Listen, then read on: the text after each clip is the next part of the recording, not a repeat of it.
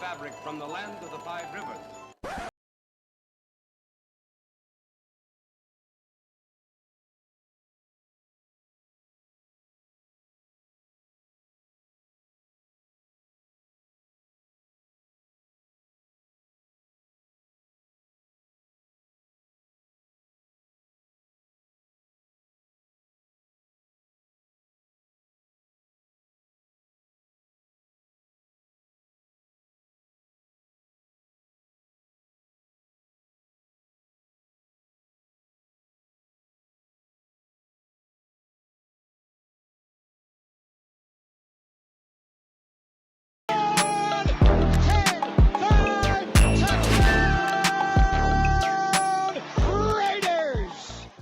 Two years ago, when we came to Los Angeles, I really believed that the greatness of the Raiders would be in its future.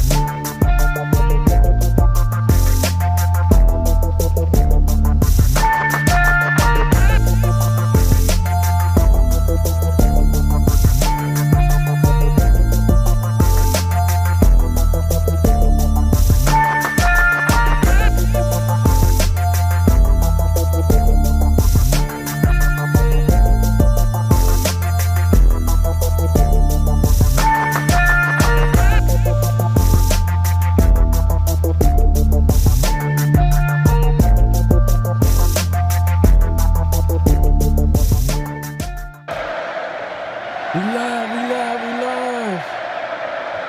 Hey, man, y'all already know what time it is. Oh, you didn't know? 50-50. Welcome to the 50-50 Show with PharoahNFL and the Severe Raider, the realest show for Raider Nation. The perpetuation of the greatness of the Raiders to take a professional football team and give it a distinct characteristic that's different from all others. Make sure to clock in, like, comment, subscribe, and hit that notification bell. Man, y'all already know what time it is, man. It's the 50-50 Show, and we got a special guest in the building. We got Adal Usman NFL in the building. Make sure to check out my guy on his YouTube page, obviously all over social media. Severe is on a little hiatus, man. He'll be back soon. He'll be back soon.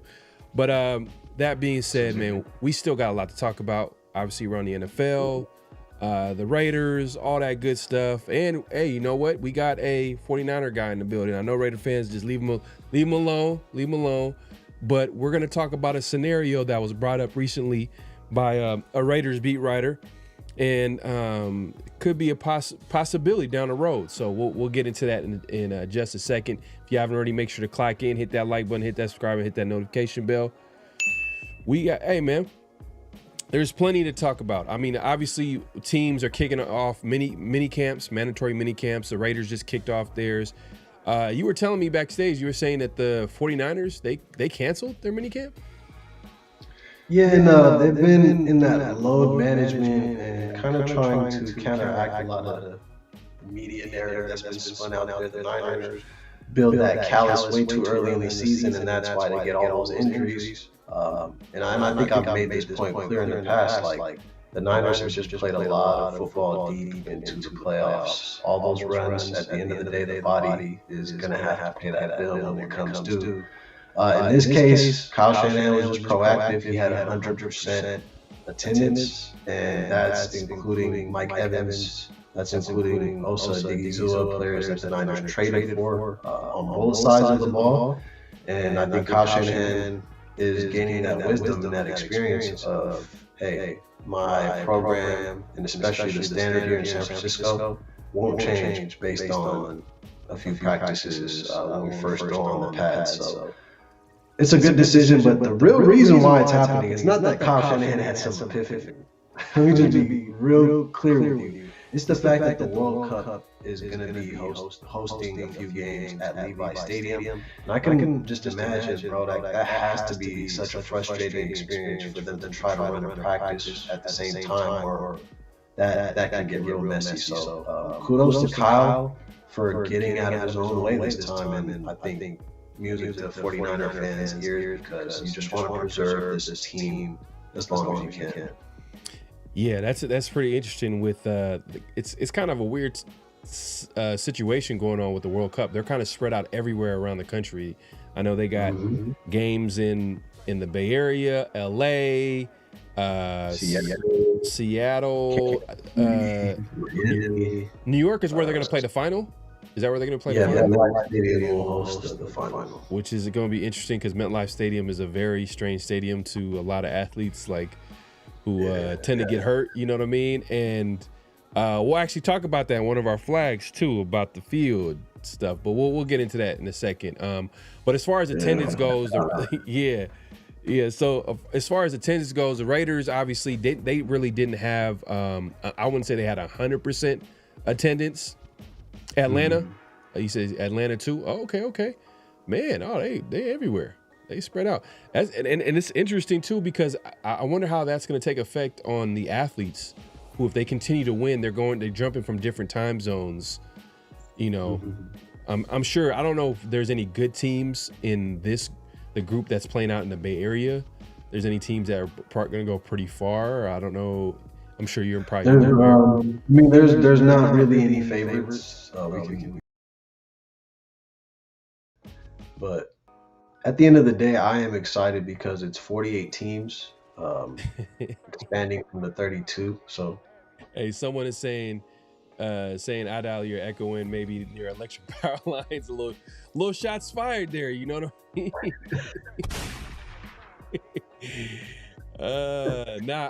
I think I'm glad you, Salvatore, man, appreciate that.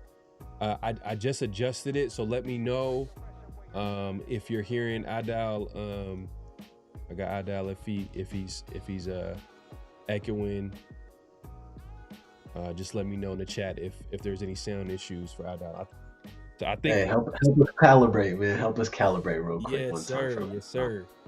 Yes, sir. But as far as the attendance with the Raiders, I know Nakobe Dean is a guy that they picked up earlier in the offseason at linebacker, along with Quay Walker, two Georgia guys. So we'll see how that goes. But Nakobe Dean hasn't really shown up to the OTAs last week, and obviously he was missing today at Raiders minicamp, which is a little bit concerning because now it's like, all right, he must be hurt because he did show up to media day yesterday. So it's not like he's not in the building. And Mike McCoy, assistant head coach for the Raiders, he kind of came out and confirmed, like, hey, we're not worried about Nakobe Dean, but he's been in the building. So it's one of those situations where he probably got nicked up. But since we're in the off season, they're not going to really say too much. Because you know how they're required during the season to let you know exactly what injuries the players are going through and So we'll and I'm glad you brought that up, bro, because that's something I think the Niners have had to deal with as well. Like Ricky Pearsall is one player that sticks out because if you looked at his production like those first 4 games, he was balling out. Statistically speaking, his name was amongst some of the stars of the league.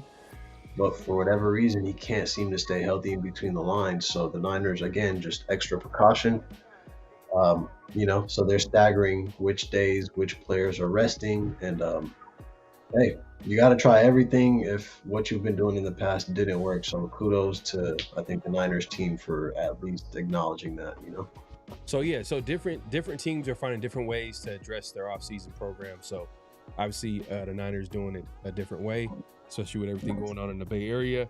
The Raiders don't have that problem. So and especially with a new head coach, new coaching staff, a lot of new players, it kind of makes sense for, to have that attendance a little bit. I remember watching or listening to a podcast with Derek Carr, and he talked about, the breakdown of like off-season attendance. He's like, when it's like when you're year 3 or 4 in a program, you don't have to be there. You know what I'm saying? If you're an established veteran, because you know exactly what to expect, what the schedule looks like and all that, and it's nothing new. But when it's a brand new coaching staff, that's when attendance matters, because you want to make sure that you're on point. So I'm looking at the guys who are not there. So guys like, Nakobe Dean wasn't there. Jermon McCoy, 4th round corner, top 10 talent at corner. He's been missing. He was early on. He was there for OTAs, but he missed last week. And now he's missed today's mandatory minicamp, and hopefully there is a rumor that's saying that like there's something flared up with his knee. There is a rumor. I don't know how true it is. I haven't seen like every media outlet talk about it, but he's not out there practicing. I'm sure they're taking precaution there. There's reasons why he's not there. So, man, at the end of the day, it was for the Raiders. It was a low risk, high reward move by taking Jermon McCoy in the 4th round. It was like swinging for the fences. If it didn't work out, it's still a 4th round pick, so it's not a big deal. But I'm hoping, man. If we can get that pick right, man, that kind of gives it takes already, and I've been saying this, a talented defense to another level. So we got to keep that kind of player, man. That kind of player has so much potential, but I think what's required is patience. And you guys, just fortunately, like you said, the program is still in its infancy, so it's like you're still, installing a lot of plays and figuring out who fits where. So right now, there's just no need, because there's no games of relevance being played. So it's just like make sure everybody's either getting healthier or not getting more injured. Yeah, I wonder what their approach is going to be. With him specifically, or? Yeah, someone said I thought that was severe with no hat. Nah, it's my guy Adal, man. Put some respect on his name, man. My guy Adal in the building. Justin Energy says if he has any relapse in his knee, they might put him on the PUP list, which it could possibly happen. But I wonder with his specific situation, do they opt for surgery? And the earlier, the better, right? But then, what they said is if they have to address that surgery, the way it's set up, like if it doesn't go the way it's planned, his career's over. Because they have to it's some weird procedure where it was like a meniscus. Where they have to take a piece of his knee. It was called a bone something. I'm trying to remember, but a bone graft, perhaps. Yeah, it was something strange. Bone plug. They called it a bone plug. So like, it sounds crazy, man. Positive, necessary, man. But But I just think, man, like, man, I'm hoping for the best. I'm hoping for the best for Jermon McCoy. But there's still some good news coming out of training camp. Obviously, the usual suspects. Genty, Bowers, all those guys look good.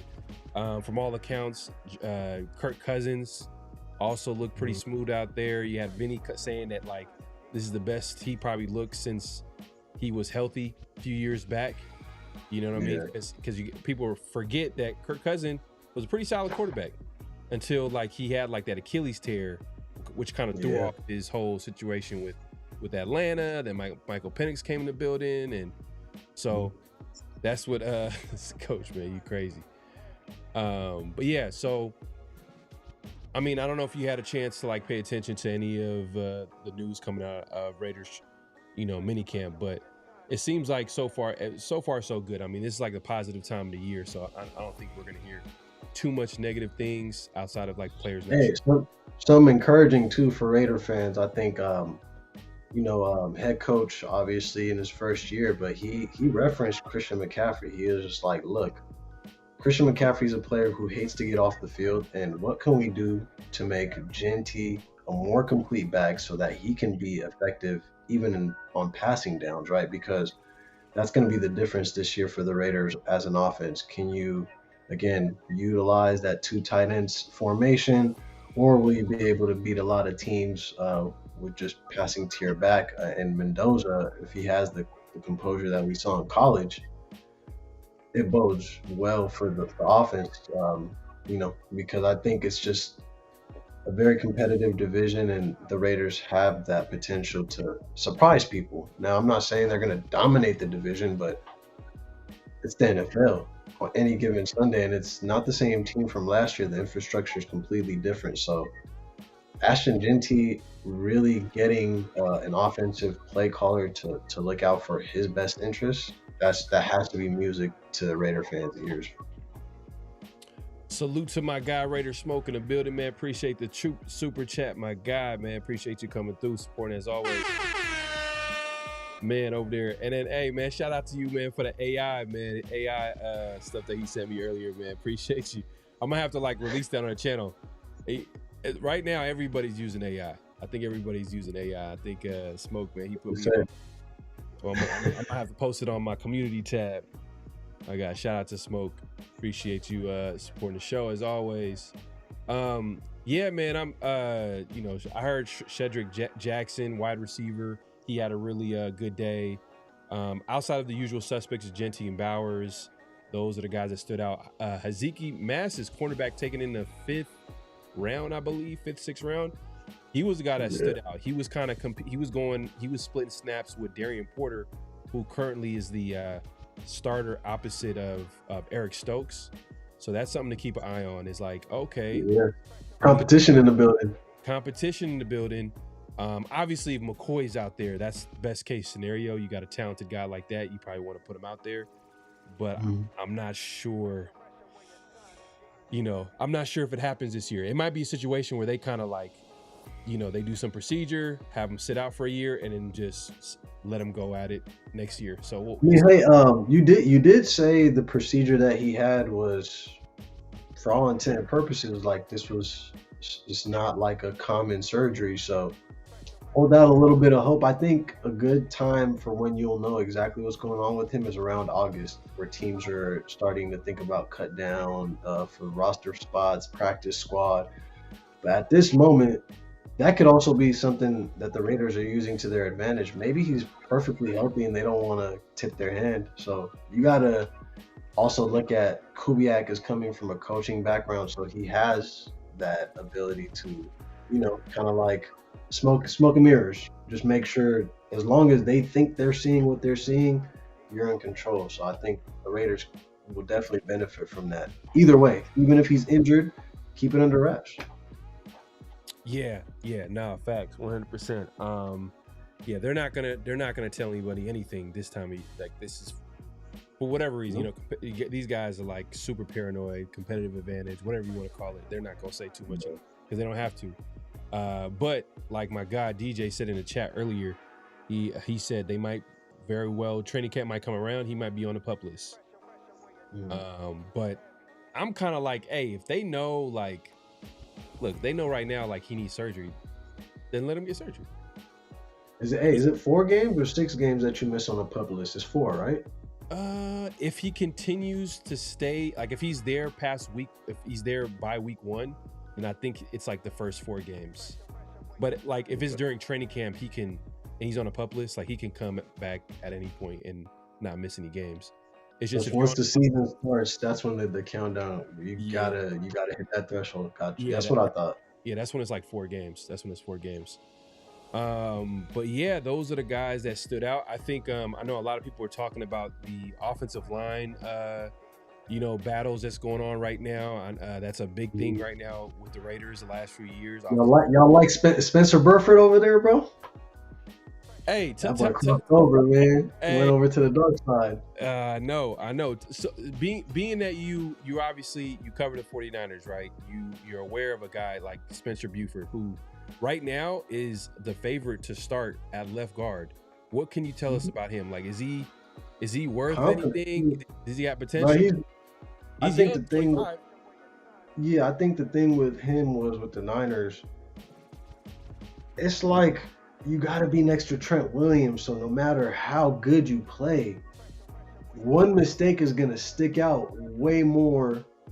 So I think he always fell victim to that, because I think the expectation was, hey, you're next to Trent. You can learn all these things and you have all the physical traits and the measurables. But how many times a generation do we get a Trent Williams, right? That's not an everyday type of player. I mean, we maybe got 3 of those running around the NFL at any given time. But Spencer Burford is very smart. But I think the one thing that Niner fans didn't really enjoy was against teams like the Rams and against teams like the Seahawks, that position always looked like that's where the teams were targeting. Now, again, like when we're watching the game, we're not understanding the schematic decisions that have been made that put the player in that position. So it might be unfair, but his time wore out in San Francisco, namely because of that. It was just always, he fell victim to being not as good as Trent Williams. So, wow, I think it's more so a fresh start for him over there, because in my opinion, Colin McKivitz on the Niners, since we've drafted him, I think out of West Virginia, he's just consistently gotten better. But if you listen to some of the local media members, it's kind of like they talk about him as if like, we could get a better player. But it's like, dude has been a starter, consistent, played big games, and Spencer Burford's been in the Super Bowl. So I think that's where the Raiders' benefit is. He no longer has to play up to Trent Williams' level. He can just play his game with the Raiders. And I think, obviously, with Kubiak as coach, he's going to make sure to bring some of the same elements of the West Coast offense, making sure that the run scheme is going to highlight his talents versus putting him in like a lot of pass blocking situations where that might not be advantageous, because you have the Denver Broncos and a retooled Kansas City Chiefs team, and the Chargers also have a pretty good defense. So but he's an upgrade in comparison to what you had last year, and I don't say that like passively. I don't say that passively. Like it's an obvious upgrade. You went from like maybe like a little mid-sized car to a big body, and you got some rims on it, and you're taking up a full parking spot, So okay. To use that analogy, man, Spencer Burford is gonna really give that whole offensive line like a new identity, I think, and a little bit more speed. He's athletic. He can move. Yeah, and I think that's why they like him. They like the athleticism. They like this offensive coaching staff. Obviously, they value offensive. They value athleticism in their big guys, the big offensive linemen. They want that athletic offensive lineman all across the board, and you could tell by some of the draft picks they got, like guys like Trey Zune, who was like a 99 on the I forgot the it's an athletic scale that they had on him. And I seen that. Yeah. So which pretty much speaks to the type of system they're trying to run. It's similar to the 49ers, kind of like that outside zone blocking scheme. So it makes sense that, okay, Spencer Burford comes into the building, which we kind of were like, is it going to be a guy like maybe Meredith, who was a guy that like is pretty solid at guard? Last year was his first time starting at center. It's kind of a weird situation with the Raiders coaching staff. We thought maybe possibly him, and there's Caleb Rogers, who we thought maybe might have chimed in because the guy that was drafted last year in the 3rd round. We thought he was going to chime in the left guard, but randomly Spencer Weir comes to the building. He's been starter since day one, and you hear the offensive line coach, who we talked about this last week, Rick Dennison. He talks about one of the things that contributes to a good offensive line is figuring out that 5 as soon as possible. So and Tyler Linderbaum and him as a package too. Just to add that, I think that elevates what he can do as well, because that's an experienced center next to him, as opposed to maybe journeyman that you're just hanging on to until you have more cap space to sign. Like Mendoza set up pretty nicely from the standpoint that he has veterans on that offensive line. But yeah, man, if you haven't already, make sure to clock in, hit that like button, hit that subscribe, hit that notification bell. Another offensive line update is kind of surprising, but the only reason why it's surprising is because once again the word out is that there's a competition out there at right guard, and JPJ, for whatever reason, he wasn't there. He wasn't out there with the team.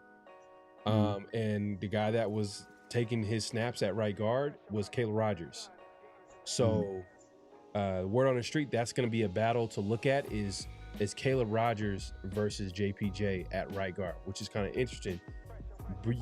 Buford, I'm telling, so Buford and Zune will be the battle at left guard. Zune is the guy that we drafted in the 3rd round, I believe. So right now Burford is above Zoom until we get people in pads and we see maybe some preseason games. It's still early. Picking order is established already. Yeah, the pads haven't come on yet, but still, it's kind of interesting. Okay, Caleb Rogers is getting a shot possibly at right guard, so they're gonna have some competition right there.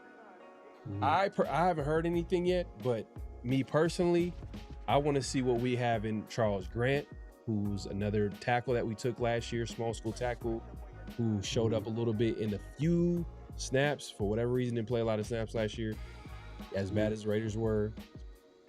That's one of the stories of last season, why some of these guys weren't out there in a bad season. You're wasting developmental, exactly. snaps. You know what I'm saying? So with Charles Grant, he's was drafted at left tackle, was able to come in, kind of showed up well. I'm like, hey, Colt Miller's back from injury. He's going to be our starting left tackle. Glaze's last couple seasons, you could blame it on coaching, but he's not anything to write anything home about. But, you could say, with better coaching, he might be better. But I feel like, man, hey. Who would your if you could way too early starting 5 for your front offensive line? We know Linderbaum and Burford, but how would you like to see the rest of that line shape up? Me personally, Colt Miller, I'm okay with Buford starting. Obviously Linderbaum. Right guard, JPJ, I thought was going to be the guy. Honestly, I thought it was going to be Buford and Caleb Rogers at left guard. So right now, that's a whole revelation right now. Is now that's not actually in the cards. It's Buford and Zune at left guard. That's a competition. Once again, the battle at right guard is Caleb Rogers and JPJ. But how I think it shakes out is Colt Miller, Buford, Linderbaum, JPJ, and then Glaze at right tackle. How I want. And then you've got some young talent pushing them, and if any injuries pop up, they can essentially either slide in and take that job, or they'll show they're not ready. Best case scenario either way, right? Yeah, man. Salute to my guy Severe, man. Appreciate you. We gonna have he gonna be back here soon, man. But my guy, I was gonna say, but my preference at the end of the day, it's all about the best starting 5. But I do want to see what we have in Grant. Let's figure it out. Colt Miller is under contract for the next 2 to 3 years. 3 years at least. Left tackle. You also have to think you have an elite tight end who can block and run routes. So that choice on who's on the edge, not only is it the blind side, but it also impacts, I think, the best part of your pass game. So I think that'll be something the coaches will look at too. Like, how's Brock moving, around, and how are they, because there's going to be some two-man block concepts, for example, or a route that develops a little later. And how does that look, right? Because football is just organized chaos. Who can just be subtle about what they're doing, consistently. So Bowers being an elite blocker is a overstatement, but he's solid. He's solid. I think he's more of like the pass catching type, gets the job done as a blocker. I don't think he's like. Do you think y'all or like the guy? Do you want to develop him do you want the Raiders to develop him into a blocking tight end, or do you feel like he's complete as is, and let's not ruin what is already? I think he'll be like, obviously if he could be an elite blocker, that'd be a huge plus, but I don't think that's going to be a major, like, I think if he could just be, just serviceable, solid, basically. You know what I mean? Because his main job, to be honest with you, he's going to be the number one option on offense. Like, he's going to be in the slot. They're going to be moving around. Think JSN, but at tight end. Like, how basically Kubiak came in, he figured out who's the number one pass catcher that the offense should run around. Oh, okay. Yeah. Jackson and Jigba, okay, he's going to be the guy.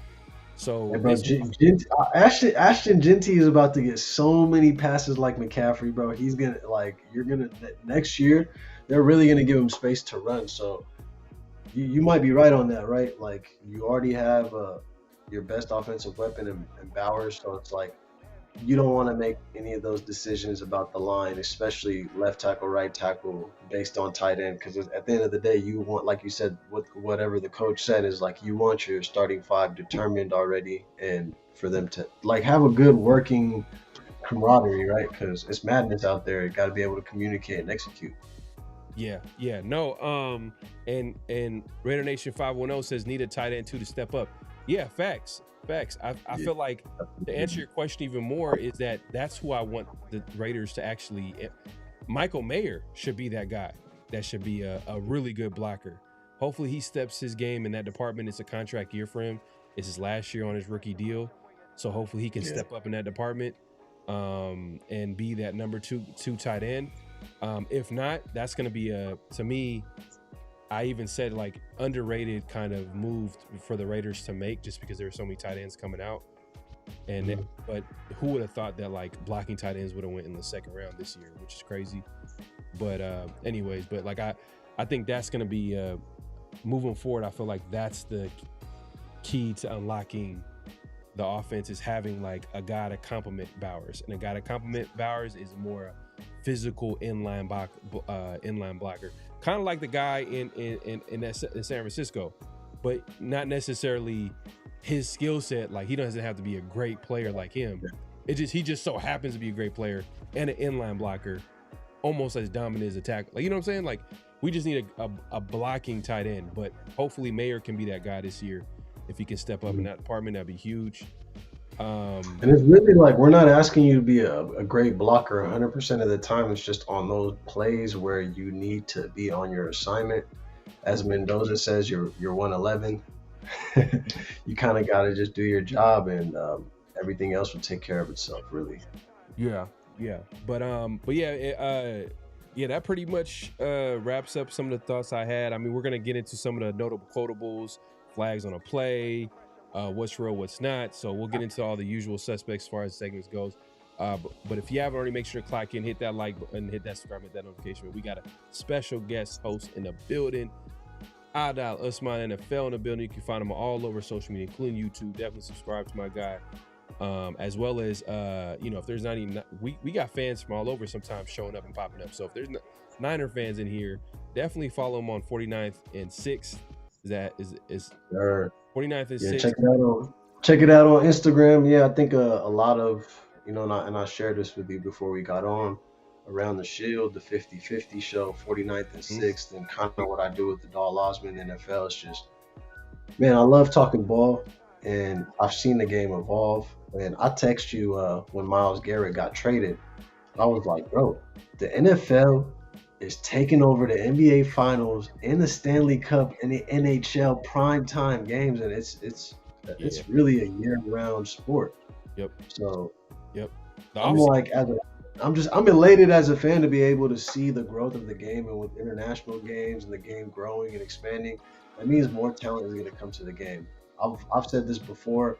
We still haven't experienced an international quarterback come in and be like Jokic, change the game.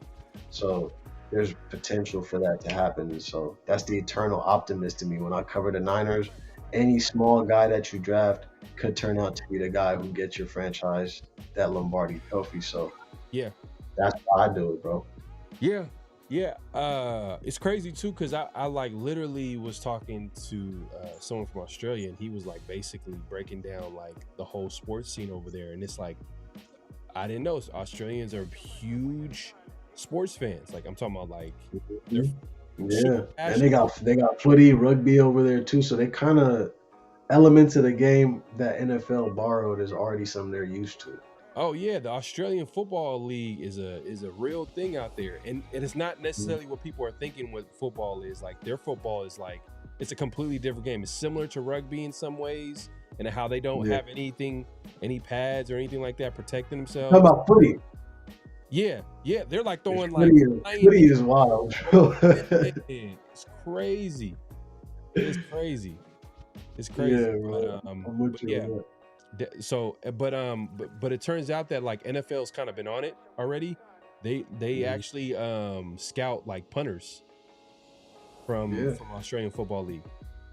But right now, the Niners, they used to have Mitch Wishnowsky, who was the punter and kicker. I might not have been. That's Bradley Pinion, my bad. Yeah. But yeah, Mitch Wishnowsky was. I'm definitely sure about that. He was Australian, and there's a current player. I don't remember his name, but he played for the University of Texas, and he's currently challenging to be the Niners punter. We signed a punter for a year, but it's not really a defined role.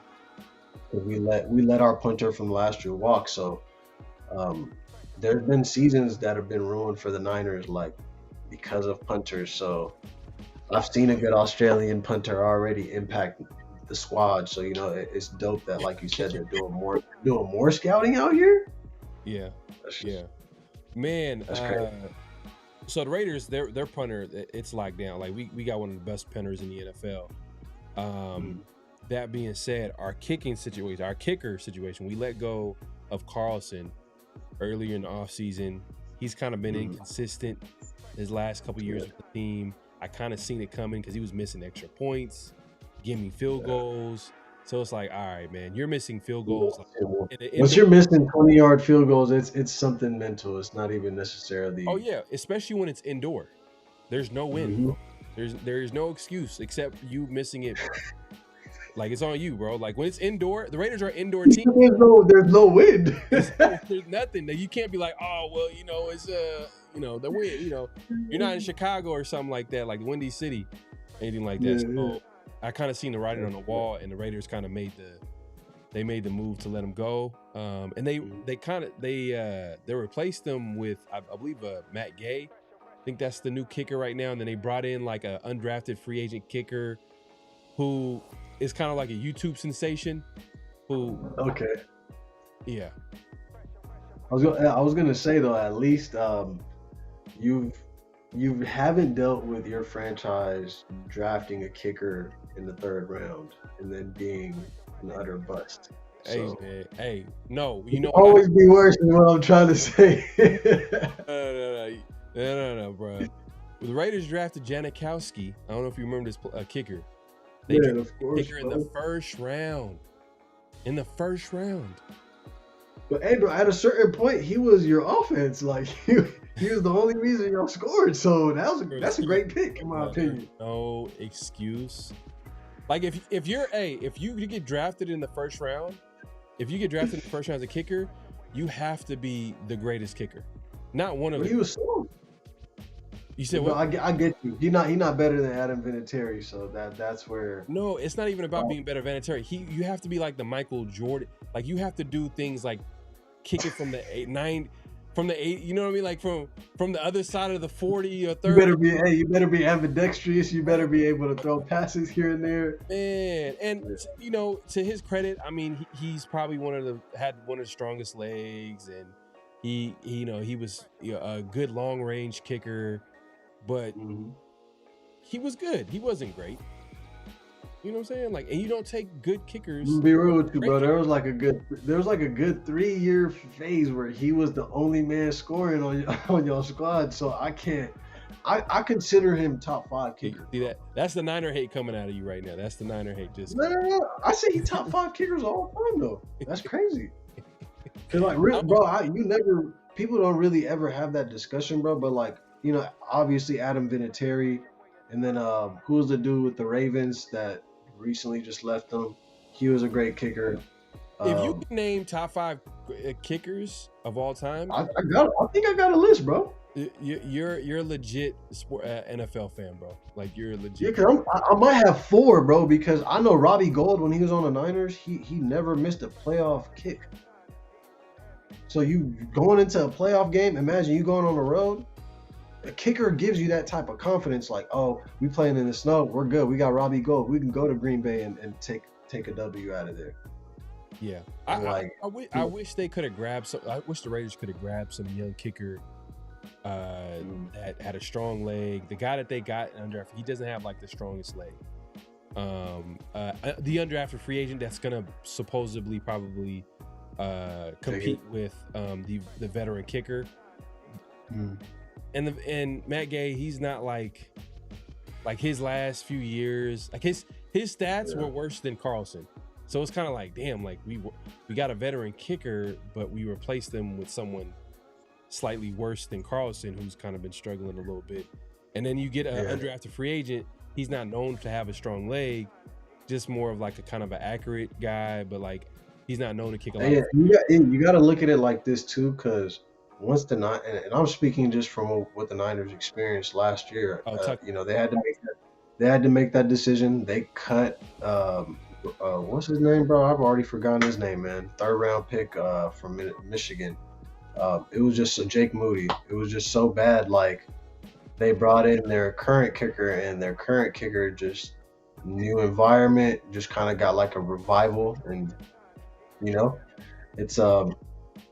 it's really like so funny in the NFL when coaches say like 3 phases of football. I think most fans just hear like, oh, offense, defense, you know what I'm saying? But there's kickers that have won team Super Bowls. Adam Vinatieri, you know what I'm saying, is like the one name that always sticks out because of what he did for the Colts, what he did for the Patriots, namely Janikowski, Robbie Gould, Tucker for the Ravens. Like, so yeah, bro, like the Raiders will be smart in a division like yours where you'll be in defensive battles. Like, you get you a kicker. I got you another one. You mentioned that it was nothing worse than the 49ers drafting a kicker in the 3rd round. Obviously, the Raiders drafted a kicker in the 1st round. Disgusting. It always would be disgusting. But the Bucks drafted a kicker in the 2nd round in 2016. Roberto Jose Aguayo Jr. I don't know if I'm pronouncing that correctly. They drafted a place kicker in 2016. He was the most accurate kicker in ACC history. Like I said, no reason why you drafted a kicker in the 1st round, the 2nd round, the 3rd round, maybe the 4th if he's like maybe. And that's like you make that pick when your team is stacked. You got talent everywhere, depth everywhere. I feel like the 4th is where you can get a really talented kicker. I've seen that happen. I've seen kickers and punters get drafted in the 4th, 5th round, 6th, 7th. Maybe you might draft you an undrafted guy or get you That's a reasonable place to draft a kicker, but I think we can both agree first and 3rd is absurd, bro. It's absurd. Day three. Day 3 picks is where you can get a kicker or a punter. That's it. You know, but man, that's unfortunate that we witnessed that. And I'm sorry I had to take you down that lane, but you know, I do think it's just the way the NFL margins have tightened up a little bit, you know, with travel and teams talent just getting better. That's where the margins are won, is the special teams. Like a close game that could have ended on a 3-point swing could be 10 to 14-point win based on how you play your cards. Like, so Yeah. Ken even says you don't think kickers are important until a kicker sucks. No, facts. That's why I'm kind of concerned about the Raiders, kicking situation. Is like, Matt Gay. You don't want to try to find them in the middle of the season. That's what you don't want to be doing. Yeah.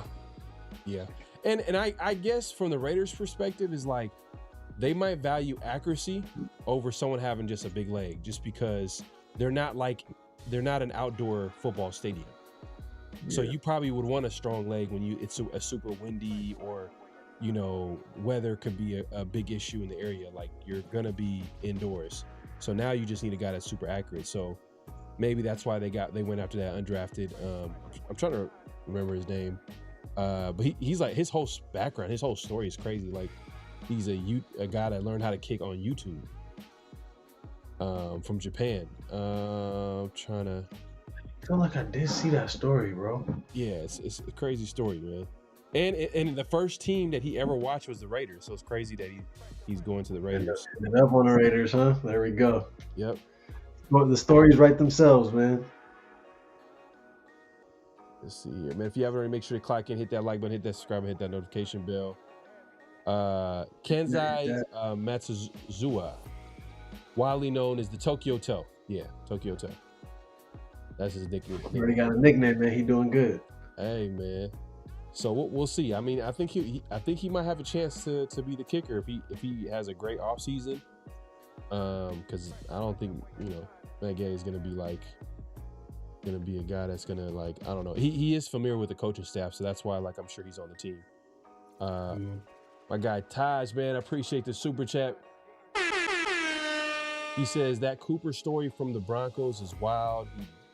Oh yeah, that was crazy. That actually should have been a flag on the play. I knew I was missing something. He bit his girlfriend's phone, causing damage to it before getting arrested. He definitely got sued. Yeah, he willingly admitted that too. I think that's what I read. He just volunteered that information. Yeah, so that's why I think he's telling the truth. I think he's telling the truth because I guess she probably put it. Fins, you said Gostkowski. Hey, I don't know, the kicker from the Cowboys. I know it's his first year, but that boy came in kicking at 60-yard field goals left and right. You know what I'm talking about? Don't the Jaguars got the best kicker right now? Jaguars and automatic, bro. I've seen him at Levi's, bro. He was automatic. And the kicker from Dallas is good too. The kicker from Dallas. Yeah, is it Aubrey? Yeah, right. He's pretty good too. He's pretty good too. Get loose too, man. Taj, man, appreciate you reminding me about this, man. So we might be able to squeeze this on flag on a play. Before we get to that, obviously you mentioned it earlier. You were talking about Myles Garrett and the impact of that trade, and the rumor on the street is that there might be a guy from the Rams that used to play for the Rams is on his way to the Hall of Fame, coming out of retirement. So that's something to keep an eye on. So we'll see that. But the reason why I wanted to talk to you about this is recently, Vinny Bonsier, he's a Raiders beat writer.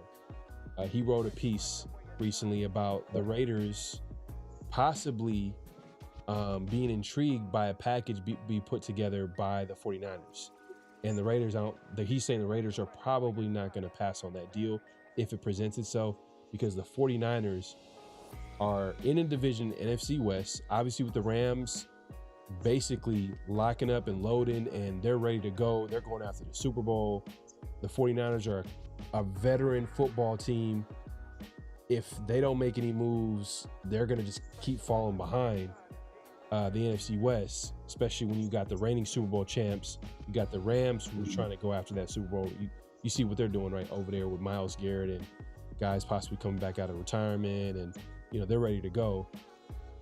Then it's the 49ers. But a move that can possibly maybe help them compete, well, definitely help them compete for sure. Is it the right move? We'll get into that. And it's basically, Vinny was implying that the Raiders should be open to trading Max Crosby to the 49ers for a 2027 first pick Mikael Williams, former first-round pick last year, 2025 first-round pick, Mikael Williams, who is a defensive end pass rusher who had a season cut short due to injury, but has all the traits and talent to be successful in the NFL. You know the type. And then a 2028 second-round pick. So a 2027 first-round pick, a 2028 second-round pick, and Mikael Williams. And I believe is there a third-round pick? I gotta double-check this. I believe some got to come back with Crosby, man. That's a little rich for my liking. Oh, okay. So we got a 49er guy in the building. So he's saying that's a little too much. A little too much for Crosby. Well, I will say this though. Let me actually gather my thoughts. Think about Myles Garrett, right? Think about Myles Garrett. First of all, the Raiders pretty much locked in a trade with the Ravens, even though it didn't go through. But everybody thought it went through. It was announced, everything, like it was official. Freak situation. Oh yeah, we lived through that one. Yeah, two first-round picks. I preferably would want to get 2 first-round picks from any team that trades for Max.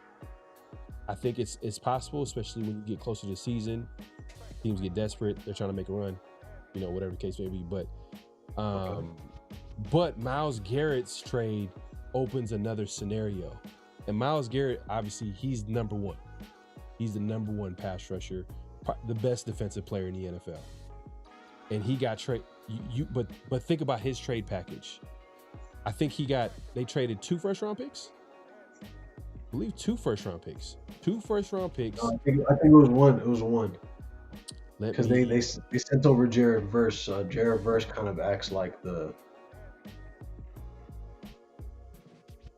They sent over Jared Verse, who's one of the better young pass rushers in the NFL. So it's not like that was one of the holdups. It wasn't like a guy that the Browns kind of like threw out there like, well, if we're gonna do this trade, then you have to throw him in there. And there's a little bit of like, finally they kind of gave in and was like, all right, let's do it. Trade. Let's see here. So it was a 2027 first round pick, a 2028 second round pick, a conditional 2029 third round pick, and Jared Verse. So it was 1, 2, 3, Jared Verse, which for Myles Garrett, who we can agree is slightly better than Max Crosby. Jared Verse is a premier player. He's a premier player.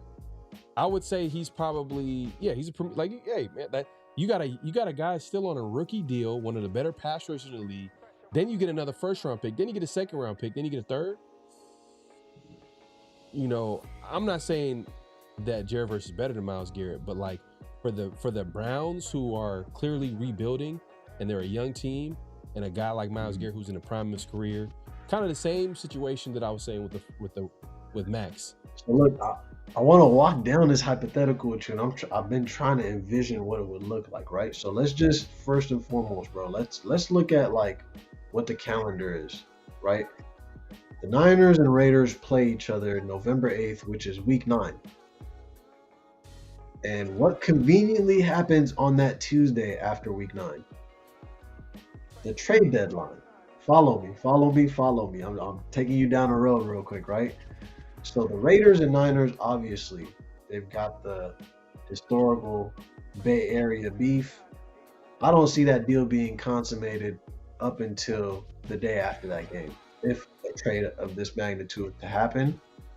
But you have to also think about contextually, like what that means. Would the Raiders be okay potentially giving the Niners the piece that they've been missing to get them closer to that Super Bowl?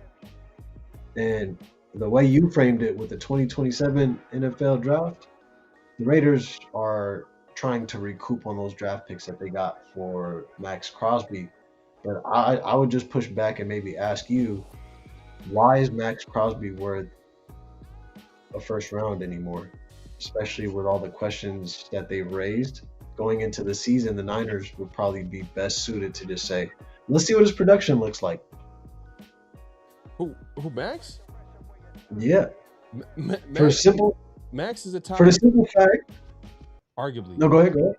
So Max is a top 3 pass rusher. So he's a pass rusher that can. No, yeah, I'm not disagreeing there, bro, for sure. I'm more so framing it around how GMs think. He got traded somewhere and they failed him for that physical. So now the Niners are kind of looking at it like, but we already dealt with a player who was injured, and that we'll get to Brandon Ayuk a little bit later. But I think there's a lot of risk for the 49ers because you're asking for them to give up it. I guess the fact that Michael is coming off injury, but he's on a rookie contract, right? And when he was healthy, he's not just specifically a defensive end. He also plays inside. He's a very big player. Like, he's, very versatile. So I think when you trade for a Michael, you're trading for a player who can play 2 positions. Mm-hmm. And I know what Max is. He's just a defensive end, right? So that's what I meant. Like, obviously he's a perennial, showstopper.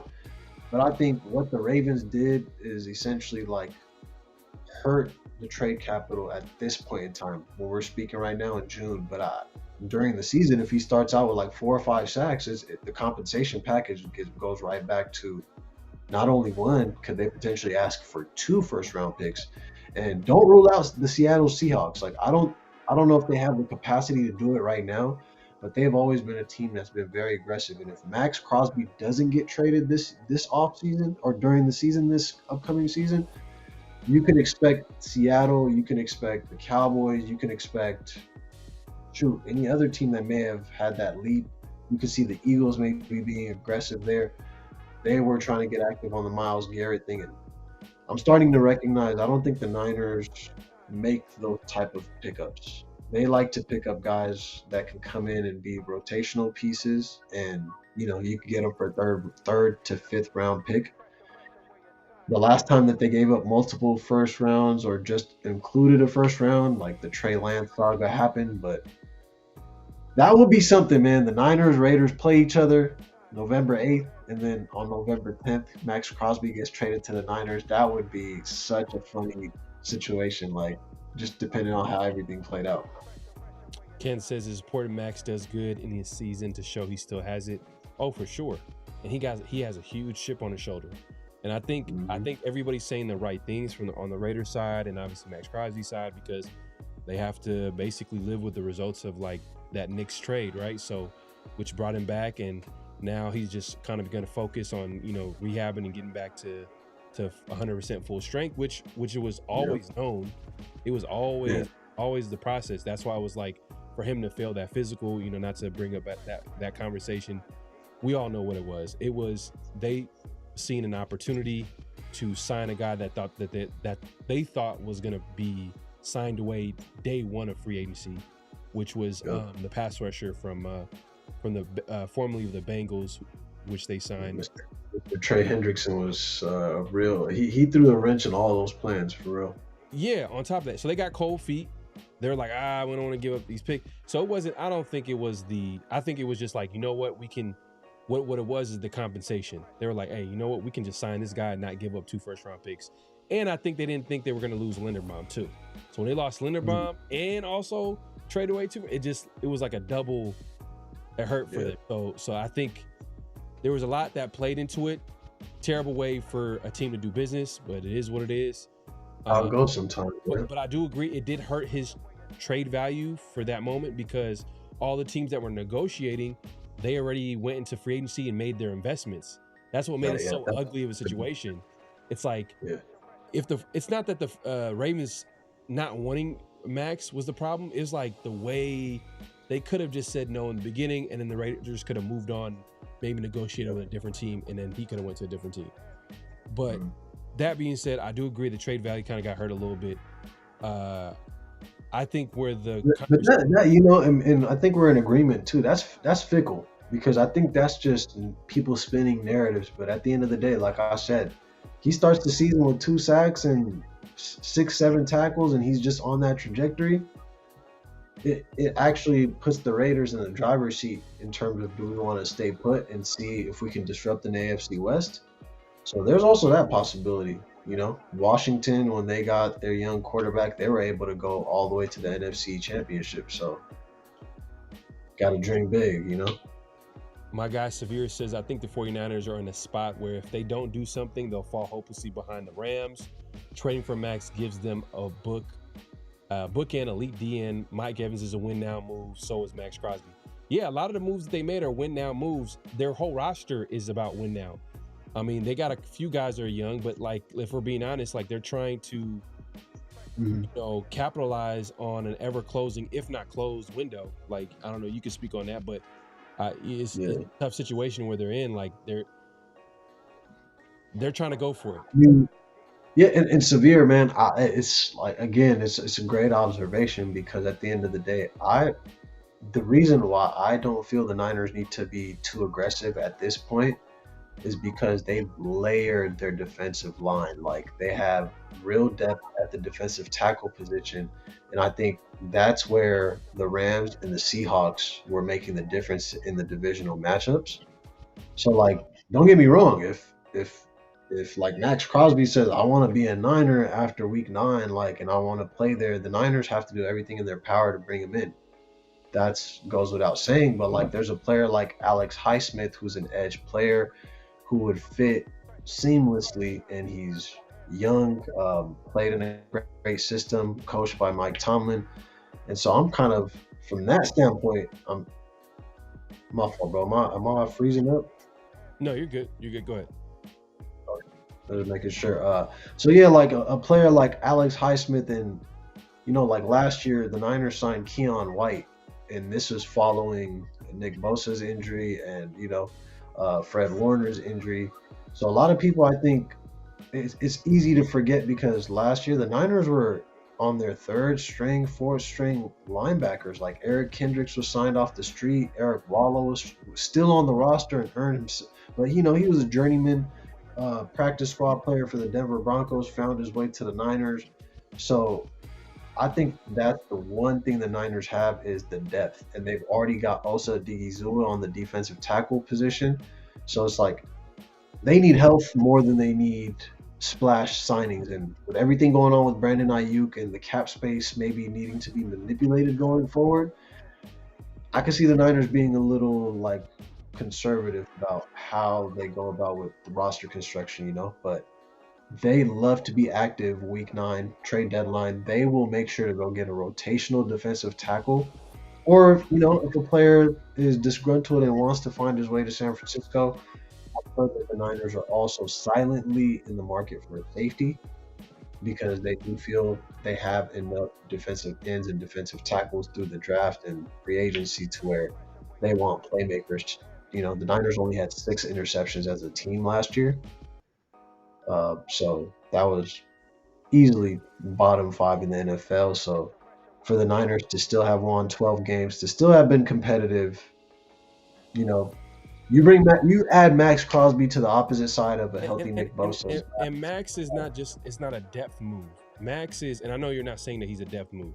I just want to make this point, is that like Max is one of those guys, like he's a game changer. He's a blue chip player. He's one of the best players at his position. And then he becomes Nick Bosa, in my opinion. If he joins the Niners, he becomes the premier defender on our team. You got Nick like, Bosa, even maybe supplanting Fred Warner as well. Right. You got Nick Bosa, you got Max Crosby on the side. That is where it makes that would make San Francisco a little bit more interesting. Now you got some huge pass rushers that can get after the quarterback, that might change some outcomes of the games. You know, especially when you got, you know, Shanahan coaching the offensive side of the ball, if they can get the ball rolling that way. And then you got guys that can get after the quarterback. It's just, I'm just saying it makes sense. Hey, our defensive line coach too, man, Chris Kasarik, he's been with Nick Bosa from the very beginning. He's a coach multiple times, has been offered defensive coordinator positions, and he's repeated, I only want to focus on the defensive line. And so, you know, bringing a player in like Max Crosby to work with a coach like that who's so detail-oriented, and as you see, every year the Niners are adding lesser-known players, and they're producing within the scheme, right? So like you said, a game changer, a game wrecker is obviously what the Niners will have to do, because the Rams really just, they kind of flipped the whole game on its head. So it's time, like Severe said, the Niners might have to be comfortable with gambling and potentially having to pay a loss out next year, whether that means losing draft picks, but you have to be aggressive because this is a 2-year window. Yeah. You have to try. What makes it interesting, who is it coming from too? It's coming from Vinny Bonsignore. So he's a Raiders beat writer, but he also, I feel like there's sometimes situations where I feel like, oh man, it seems a little, Raider friendly. So Real detailed. detailed, like, oh, I don't know, like, well, not to say he doesn't I'm not saying he doesn't get. It's just, I just feel like, oh, okay, that's kind of interesting that it's coming from him, because maybe that's him trying to create a little bit of buzz and a conversation that, could be I scratch your back, you scratch mine later down the road.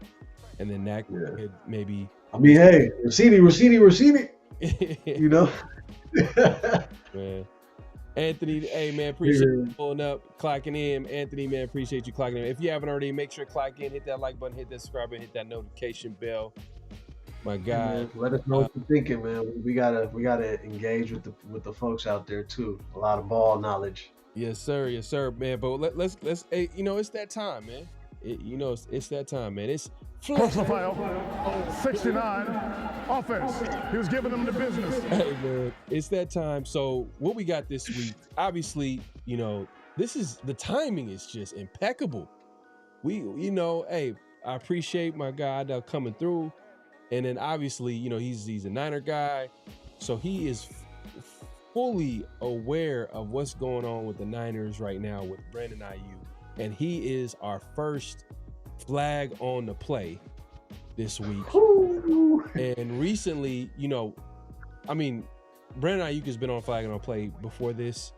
I think we might have had him. Do we have him last week? He might have been, he's been honorable mention probably a few times. Like, we're kind of tired of the whole situation, but he recently kind of like spoke on his social media page, and he was vaguely talking about, it seems like the situation between him and the Niners, kind of a weird little, like, it's almost like he was kind of pointing the finger at everybody else but himself. And then today, he comes out with another video, like, blatantly. And I'm gonna go ahead and play this clip. I don't know if you. Let me see. I didn't see it in its entirety, but I know I got an idea of what he's probably saying. Oh man, it's terrible. I was gonna send it to you, but I thought you already seen it. No man, I wanted to do it live, and because I want to see what angle he's trying to spin. Quite frankly. Oh man, it's bad. Because bro, like, hey, you could really ask a lot of people, man. I was at a wedding 2 years ago for our cousin, and I was one of Brandon Ayuk's biggest supporters after that 2023 season. I was really like advocating he's going to take that next step. He's going to be top 5, and just in that realm, in that conversation that we were having, if you would have told me this was the outcome of Brandon Ayuk's career with the Niners, it's really sad. It's disappointing. Yeah, but here goes the short clip here of him talking on his social media page, IG page. I read it. And another thing, you want to know why they really mad though? They mad because they stupid. They dumb. They mad that they paid me $50 million in 8 months. And then voided my guarantees for 2027. And I'm about to be on a new team in 2027. They mad at they sales for real. Niggas acting like they mad at me, but they stupid ass mad at they. So that's the short clip of Brandon Ayuk that was posted today. Man. Hey, I would think that this probably would hurt his future negotiations with teams possibly down the road, and whoever that future team is going to be. I mean, a lot of people, I think I see. Hey, bro, legitimately, man, I seen something that I'm not forgetting his name right now, man. Number 88 for the Cowboys. I'm slipping on his name. You said Went to Oklahoma. You said who? Say it again. Cowboys receiver wore 88. I'm slipping on his name Michael right Irvin? Michael Irvin? now. No. The one after him. Bryant? Des Bryant? Dez. My bad, Dez. It's all love, man. You got Kobe's last name. Come on, we're not gonna do that to you. Des Bryant, for real. He was saying even someone like Des Bryant, who had a public, a contractual disagreement with Jerry, who's one of the most animated owners in the NFL. He even said Brandon Ayuk's not handling this like a professional, but that arrest warrant coming out 6 months later is a smear campaign, right?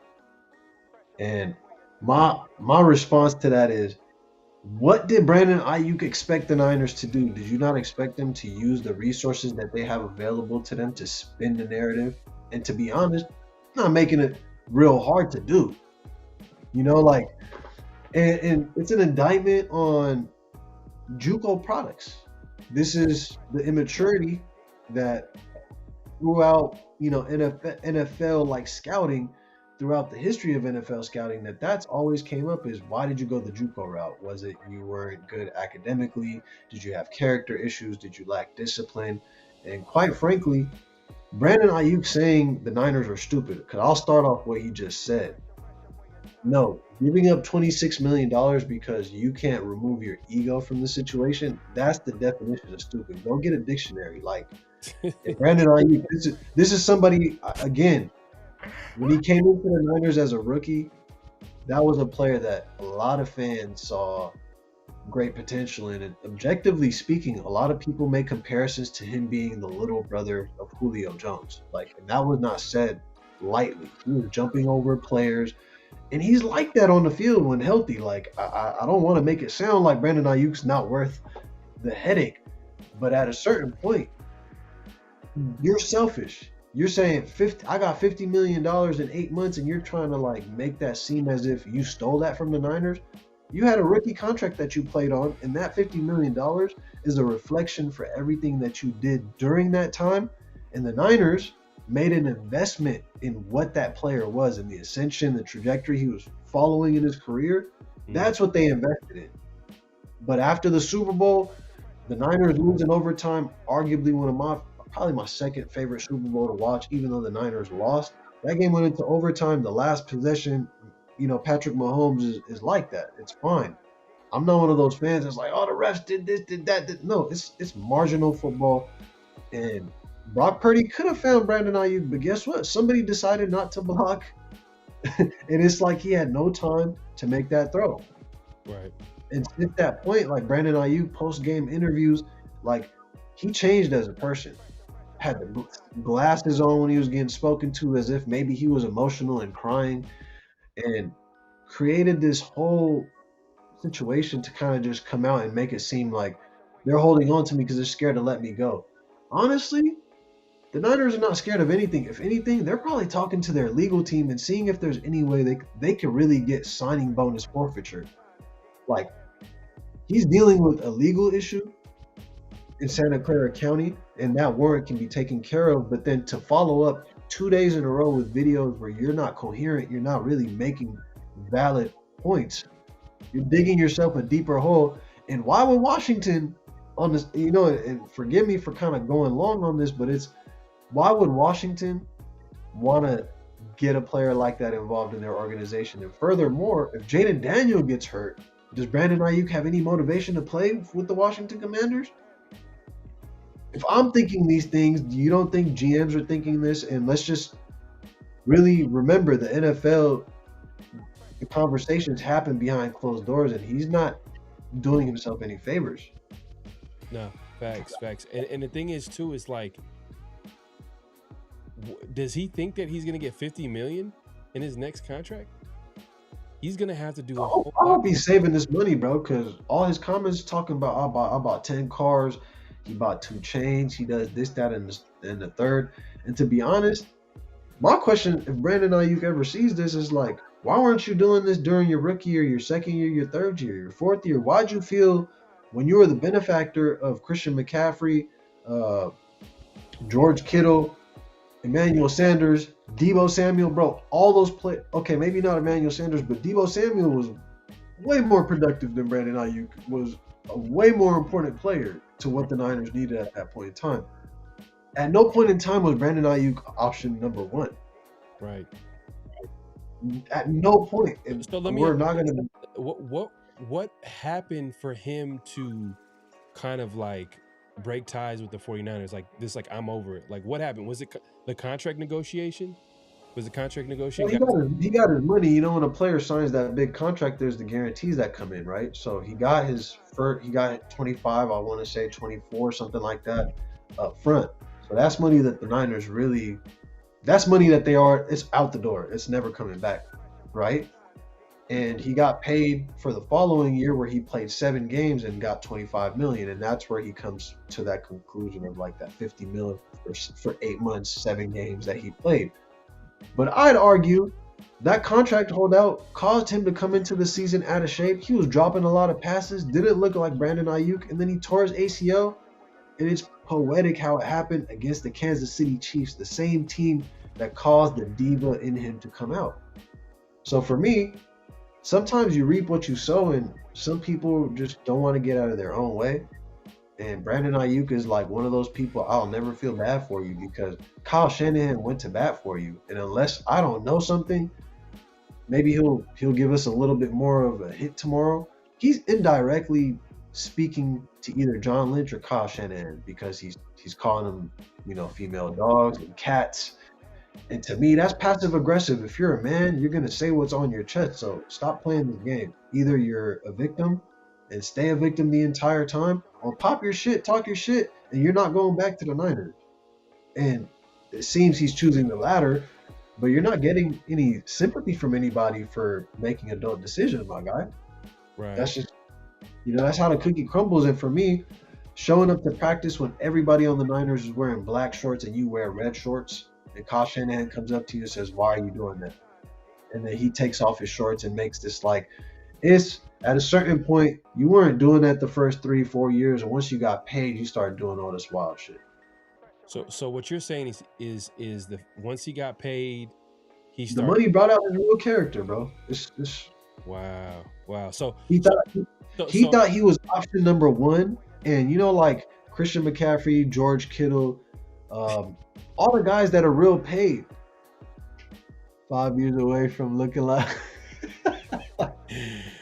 Oh man, That's wild, bro. No, that's facts, bro. That's facts. That's the type. But you know, that's the type of he mentality really he thinks, has right now. bro. He really thinks he can make the 49ers bend the knee to him. Like that to me is, you know, the Niners have let go of Joe Montana via trade. Right. Like they've let Jerry Rice leave. They've let T.O. leave. And Brandon Ayuk, I'm sorry. You're an accomplished individual. None of us are professionals, and we're obviously spectators, but I'm analyzing this on a deeper level, and you're just, come on. You're nowhere near Joe Montana. You're nowhere near Terrell Owens, and that's where, for me, that's where this conversation should end. Yeah. No, facts. I agree 100%, man. It sounds like the ego kind of got to his head. You're kind of breaking it down from his perspective of like, once he got paid, his true character kind of came out. Ego came out. He didn't take to coaching at all, and once he got paid, he felt like didn't want to do rehab. Didn't want to show up for rehab that the team has contractually made you obligated to do. That is something that's in the language. And furthermore, bro, he didn't even file a grievance with the NFLPA, so he knows he has no leverage. He's just trying to pretty much, I took 50 from you and I'm spitting on you on the way out. Yeah. Nah, the NFL, and I read some articles too that kind of say the NFL at some point will want to get involved and make sure that the 49ers either get compensated or they cut him, because you don't want to set this precedent, because Brandon Ayuk is creating, they need to create an Ayuk rule. Like if a player signs a contract and doesn't obligate, if he gets injured and doesn't come for it, like they could void the entire contract and the player has to give up guarantees that he already got. Like, cause this is where he takes, being selfish like this, he ruins it for the next 5 receivers that's supposed to get big paydays. Yeah. And it already affected Jawan Jennings, who had more touchdowns than Brandon Ayuk ever had with the Niners. Brandon Ayuk's highest touchdown total season, 8 touchdowns. Jawan Jennings had 9 last year. and Jawan Jennings didn't get paid, and he dealt with the Niners not wanting to negotiate with any wide receivers. So he not only messed it up for himself, but he messed it up for fellow brothers that come after him too. So I'm just like, bro, come on. Yeah. What did you get out of this? I don't know. And I don't think it's gonna end well. And he hasn't really proven that he's a number one receiver. That's the crazy part. He hasn't proved. Do you think it's mental health, bro?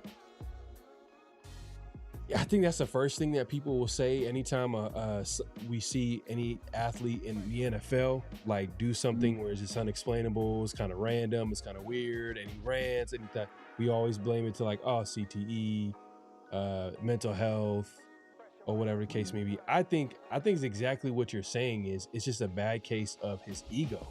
It's crazy. It's crazy to see it, but it's like his ego's crazy. It's like Antonio Brown. There's something wrong. There's something wrong. But even with Antonio Brown, it's like, you know how they say like your talent lends you a longer runway. Like for sure. AB had that. That's why when he was with the Raiders, it was like, oh, you can still go sign with Tampa and you can still go run it back because the talent at the end of the day is gonna get you an opportunity. Right.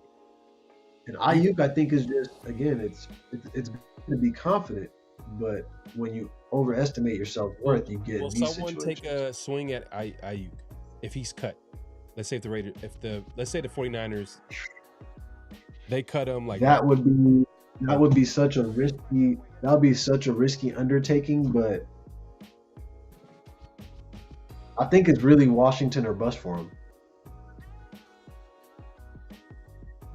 I mean, he got like literally pictures of him with the Commander's hat and everything. I think that's what he wants.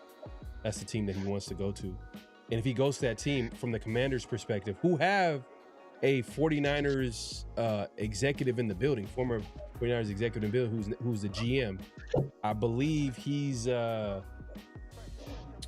think he's the former GM, so I'm sure he's gonna know everything that's going on.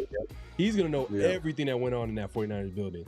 So whatever deal that he signs, it's going to be incentive based, and it's probably going to be the league minimum. It's going to be something. Absolutely, the minimum has to be. It's going to be something that benefits the Commanders. And to be honest with you, the way Ayuk is acting out on this whole situation, he could have a really good season, and I could see the Commanders being like, nah. Still wasn't good enough. It's still not working because they're not gonna get like. That's how much Ayuk I think is hurting himself. Is that like it's one thing to have a bad situation go down with the 49ers, but now that we've heard him spoke, it just confirmed everything that we knew. What we knew was that like, bro, why are you having the team void guarantees in your deal when all you have to do is show up? You still can probably get traded and get your money. And that's what they want. I think from what I've read as well is they wanted to facilitate that for him. That's why they haven't released him, because his contract's already signed.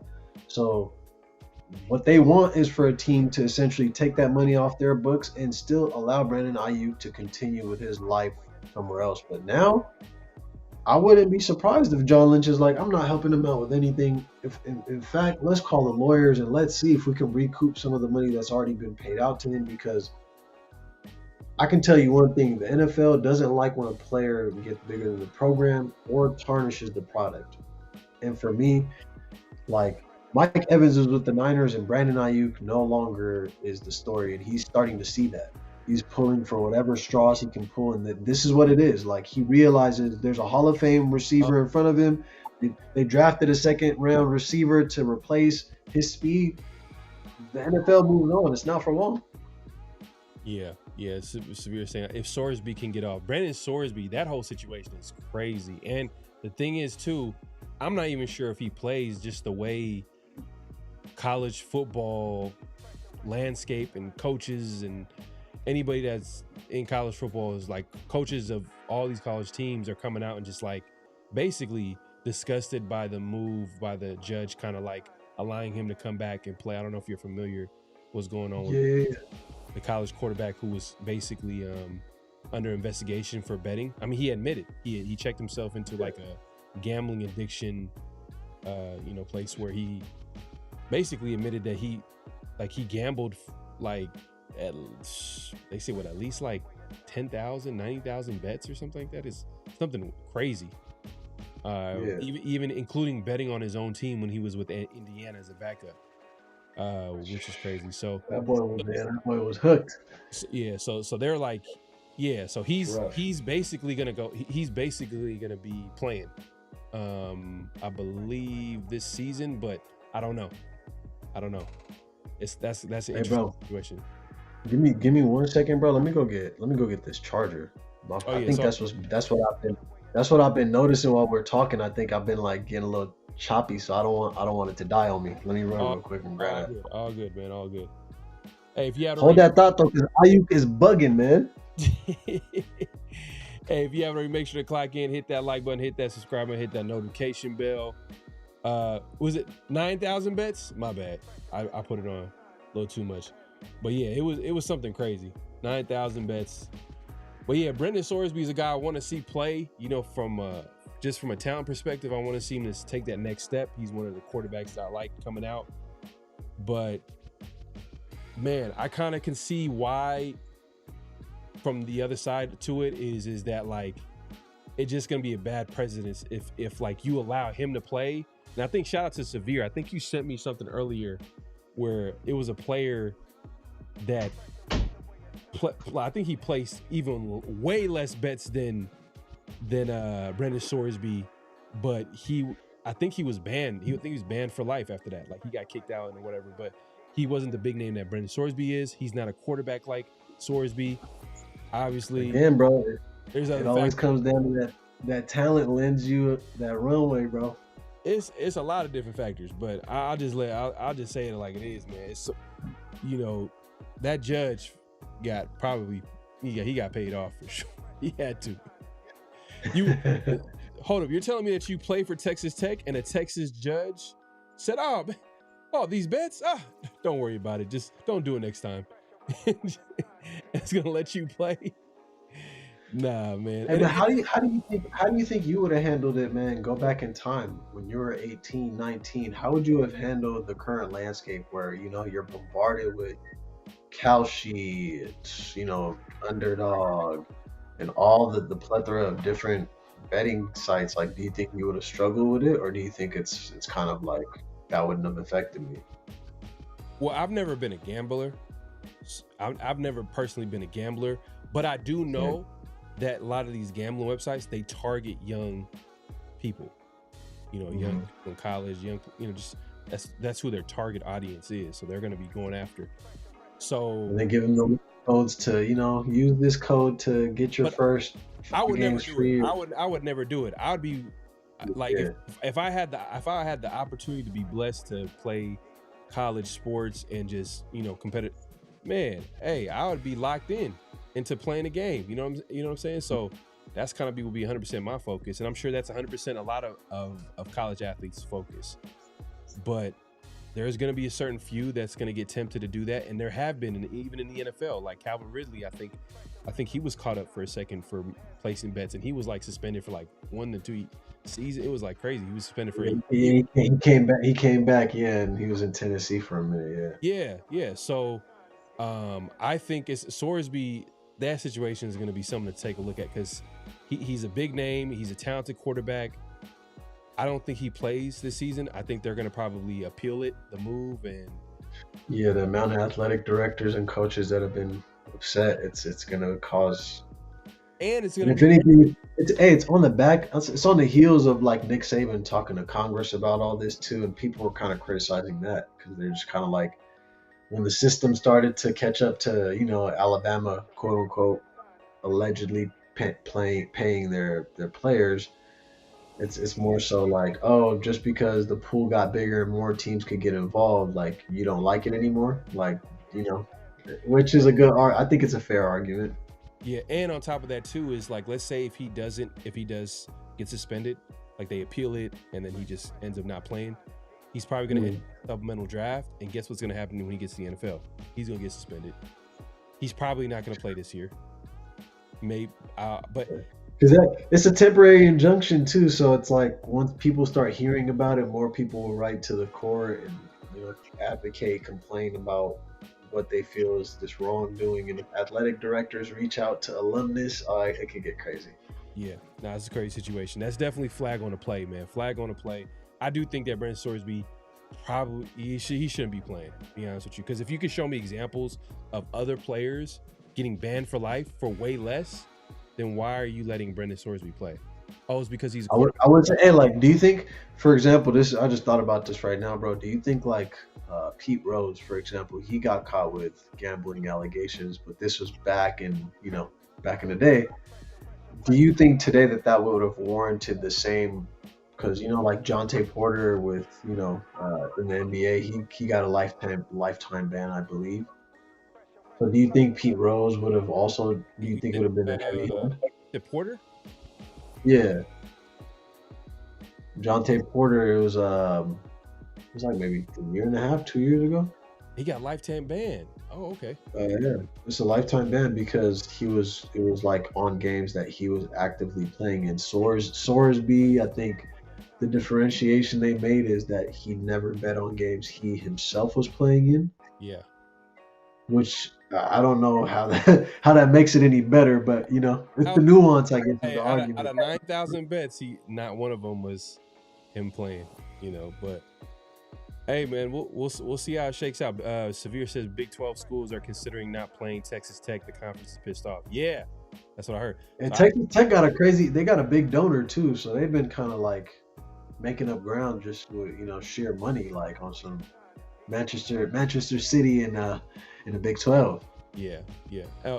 But let's move it on, man. I know we got last but not least, flag on the play. I know we'll go over like honorable mention. Obviously, earlier someone was mentioned the whole situation with Jonathan Cooper.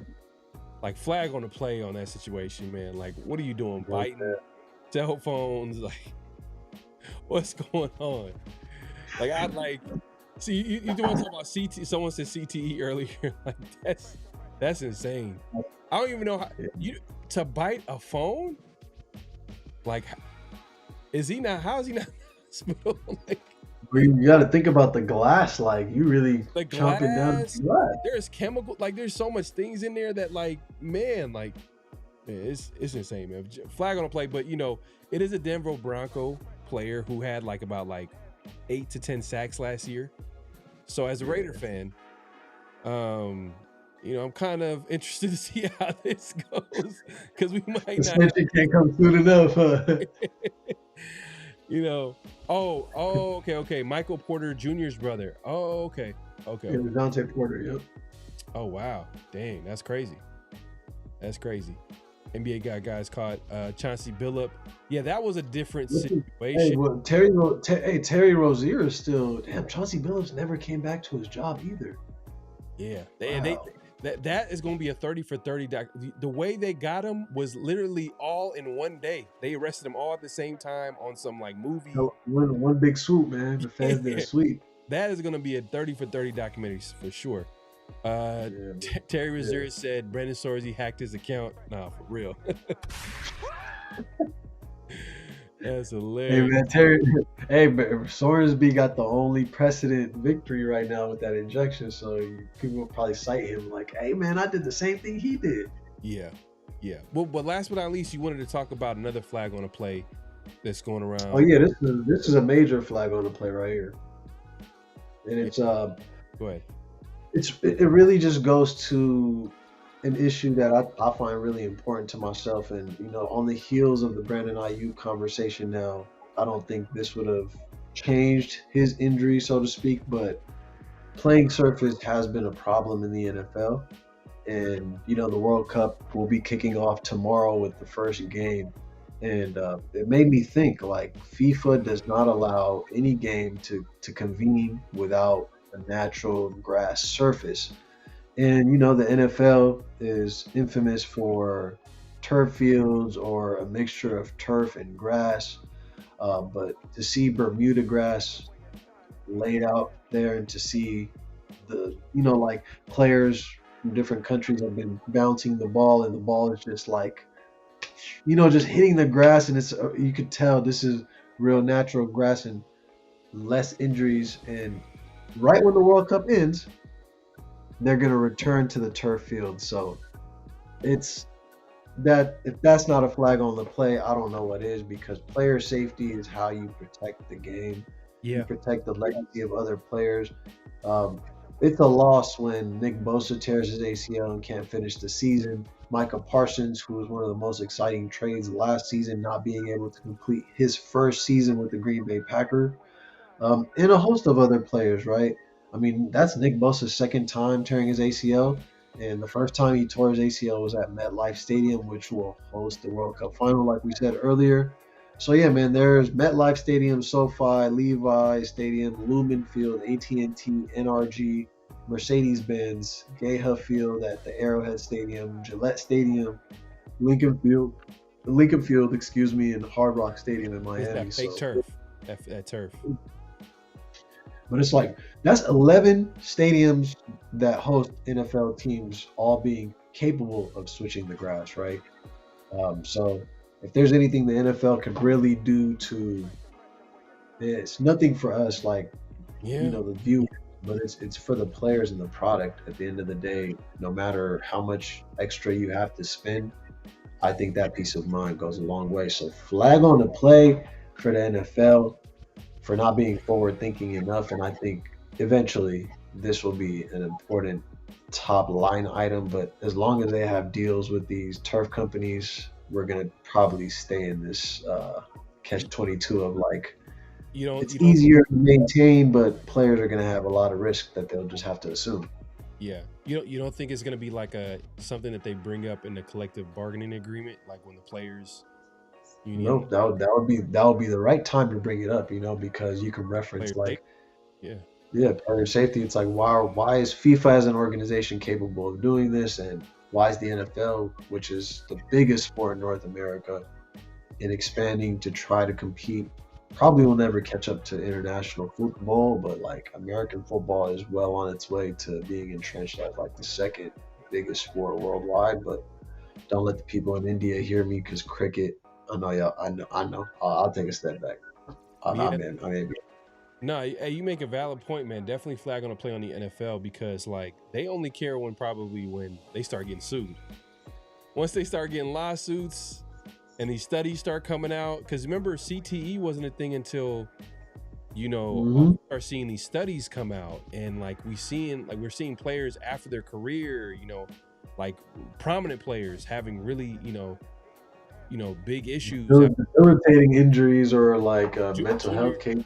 Junior Seau, I remember, I think he kind of, for me, I think that was like my earliest memory of like, wow, like that was a big issue where they found that like he had a lot of CTE damage when they did, his autopsy and stuff like that. So yeah, man. Yeah, that's a good point, man. NFL is not going to be caring until money's involved and lawsuits and studies come out. They're like, oh, well, time to make the change now. But it's concerning only because, like in soccer, their injuries do happen. Achilles and ACL injuries do happen. That's just part of any game where you got to move forward, backward. But like in the NFL, it's the weight concern for me. Like if you're not supported at your foundation and you're turning to, create force. No way. That's where the ACLs pop, and that's what I would hope. I would hope there's influence going forward. Like, all right, we gotta maybe at least play the playoff games and the Super Bowls with real grass. I don't know. I'm just spitballing. Yeah, no, for sure. I don't know how true this is, but Finn's saying, by the way, FIFA put curtains at Cowboys Stadium for the stun. Yeah. That's wild. That's crazy. They don't do it for CeeDee Lamb, but they do it for whoever's about to be playing over there. That's crazy, man. NFL is a crazy game, man. Crazy game. If you haven't already, make sure to hit that like button, hit that subscribe, hit that notification bell. Were you about to say something? You know, I just really think it's like the NFL. It's not that the NFL doesn't want to make the change. It's like the NFL is just understands they have something that works, and it's just like with expanding TV deals and expanding to other countries. It's once it becomes lucrative for them is when they make the change. And at this point, it's not, you know, me and you are not going to riot or picket this situation. So until that happens, It's true. Look, like I said earlier, man, it's that should be a hot topic for sure. That should come up during collective bargaining agreement. It's sad to say that has to happen during that time, but that's the whole point, right? You gotta. They're gonna have to bring it up then, because that's something that I heard players complain about all the time, and especially MetLife Stadium is notoriously known to like where players get hurt a lot, and it's not just. Right. You know the Niners in two plays, like I think it was 2019 or 2020, Nick Bosa tore his ACL, and 2 plays later, Solomon Thomas tore his ACL. Damn. Like, can you imagine as a Niner fan seeing your first pick go down with an ACL injury, and then a number 3 overall pick go down? I will say the 49ers, y'all just brittle, man. I'll be honest with you, man. This was one bonus question I didn't ask you yet, bro. And I think it needs to be asked, right? John Lynch made a lot of risky trades, and like you said, some of those players turned out to be brittle, right? And injury risk, like drafting Nick Bosa, you already knew he tore his ACL one time. But the question I want to pose to you to make it a little interesting, when the Niners and Raiders play each other, that'll be week 9, about halfway through the season, going into the second half of the season. Do you think Spytek will be the GM longer with the Raiders, or do you think John Lynch, with all the with Brandon Ayuk and everything that's been happening with draft picks have been, do you think John Lynch will stay with the Niners longer? Who do you feel like is the first one to drop if there was to be somebody that's let go?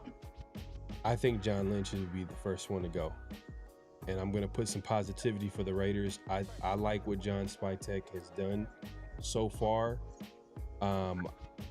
There's certain things that I got to see play out.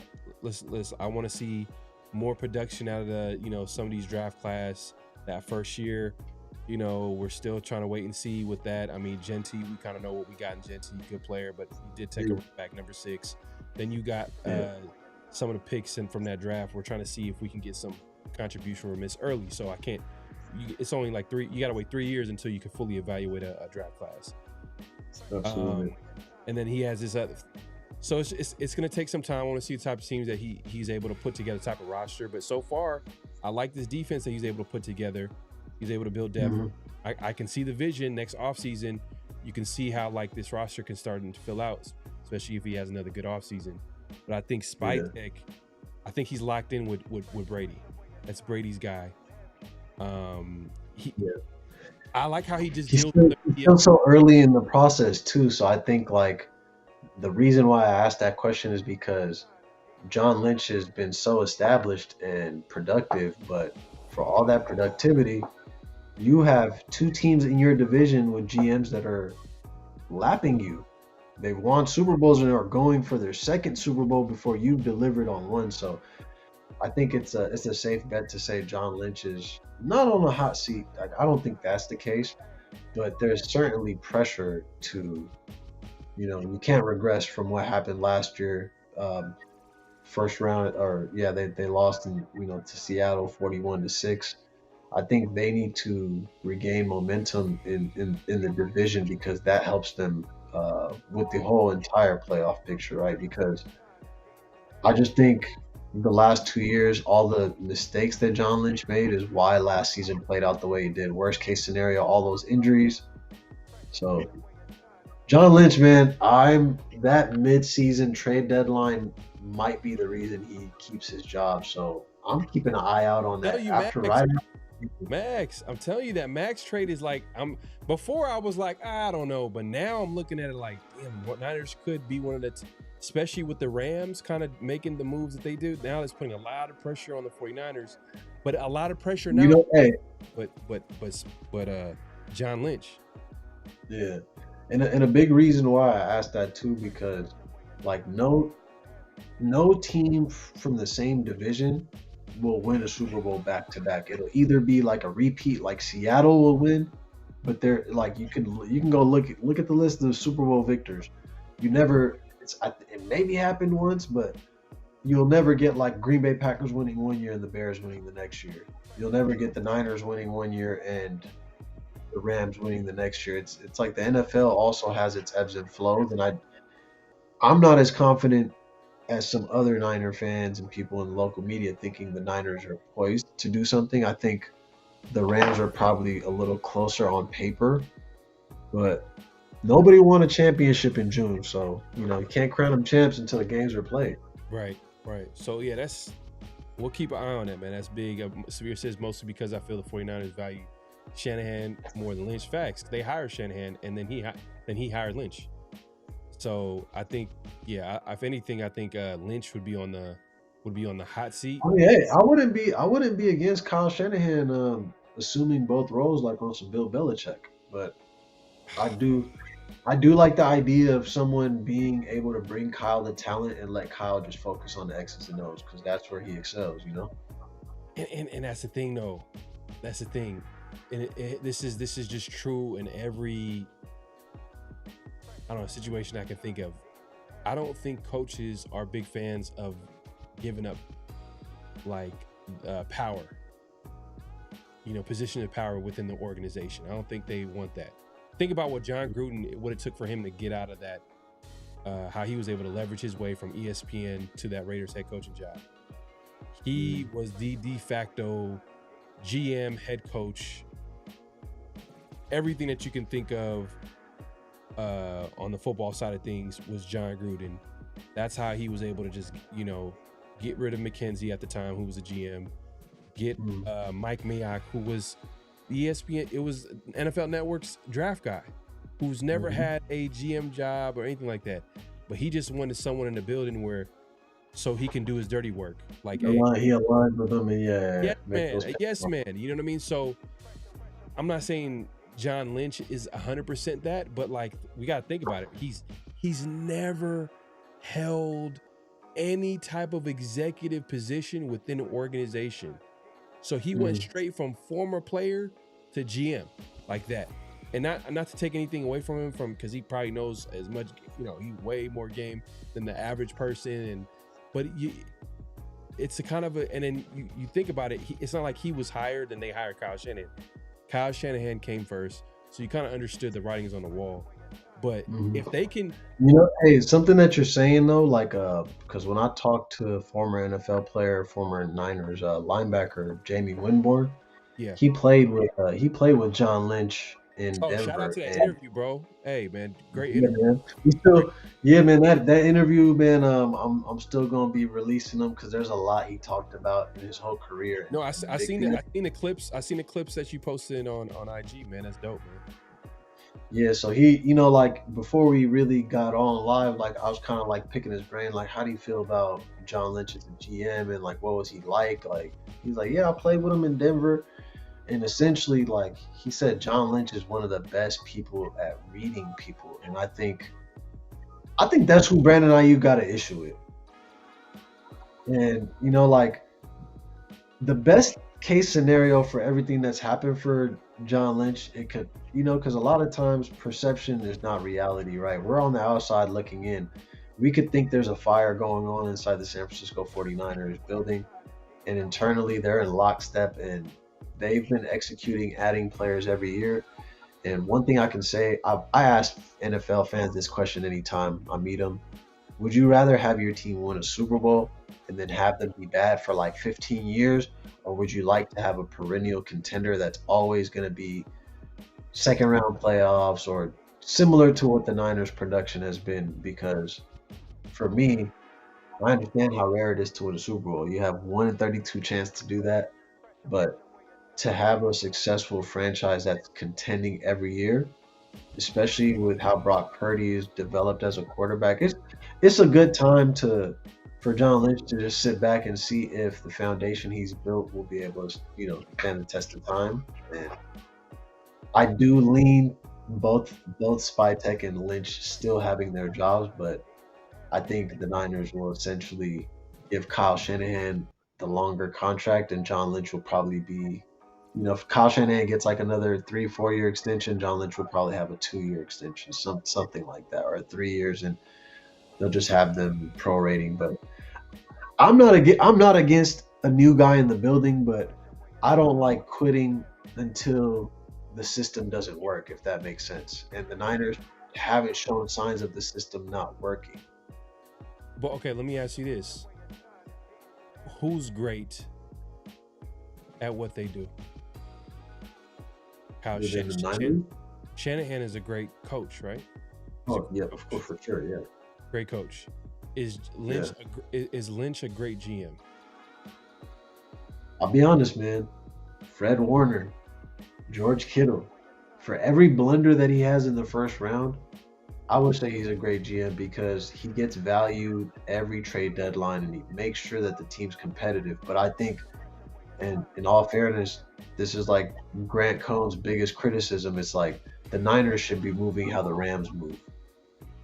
Be a little bit more aggressive, or else you're always going to just be that team that gets better around the margins, but you don't do anything to take your team to that next level, right? In the NBA, sometimes you need a Mark Jackson to step aside and let Steve Kerr come in and take it to where it needs to go. And maybe that in the GM realm, right? Because I think Kyle Shanahan he's going to get one. It's a matter of time. Yeah. He needs help. We'll see, man. Hey, man, shout out to my guy right away, man. I just want to shout out, rest in peace, Robert Pena. He was an avid supporter of the show, avid supporter of Raider Nation content all over, big-time Raider fan. Found out over the weekend, that he passed away. So, prayers to his family, condolences to his family. But, yeah, man, RIP, rest in peace, Robert Pena, man. That was the surprising news that we heard recently over the weekend. But yeah, man, if you haven't already, make sure to click in, hit that like button, hit that subscribe, hit that notification bell. We appreciate everybody coming through. Let's move it along, man. We go into notable quotables. This is where we play a quote. You guys, we all react to it, and we have a conversation about it. So this quote is from GM John Spytek. He was asked about, possibly going a different direction in the draft. Then, early on, he could have probably, especially when they grabbed the safety, a lot of people were thinking maybe he could have went with a top defensive tackle on the board, or maybe going with a wide receiver early on in the draft. Like, they kind of went a different direction that people didn't expect. Give me just a second, man. No worries, man.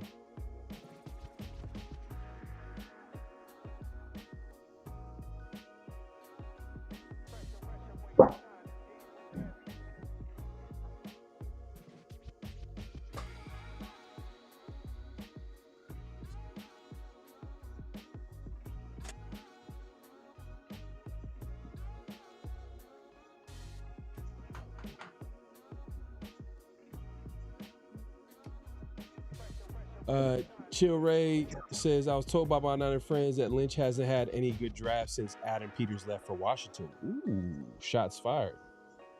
You know what I mean? No, I wouldn't even agree with that. Last year's draft, man, a lot of people, if this year's draft is able to blend well, last year's draft is going to look like the biggest steal, because you have marginal players that Alfred Collins, CJ West, all rookies that played and made impact plays. Upton Stout, Marquise Siegel, and Mykel Williams. Like, that's 5 rookies that all got on the field and played and contributed.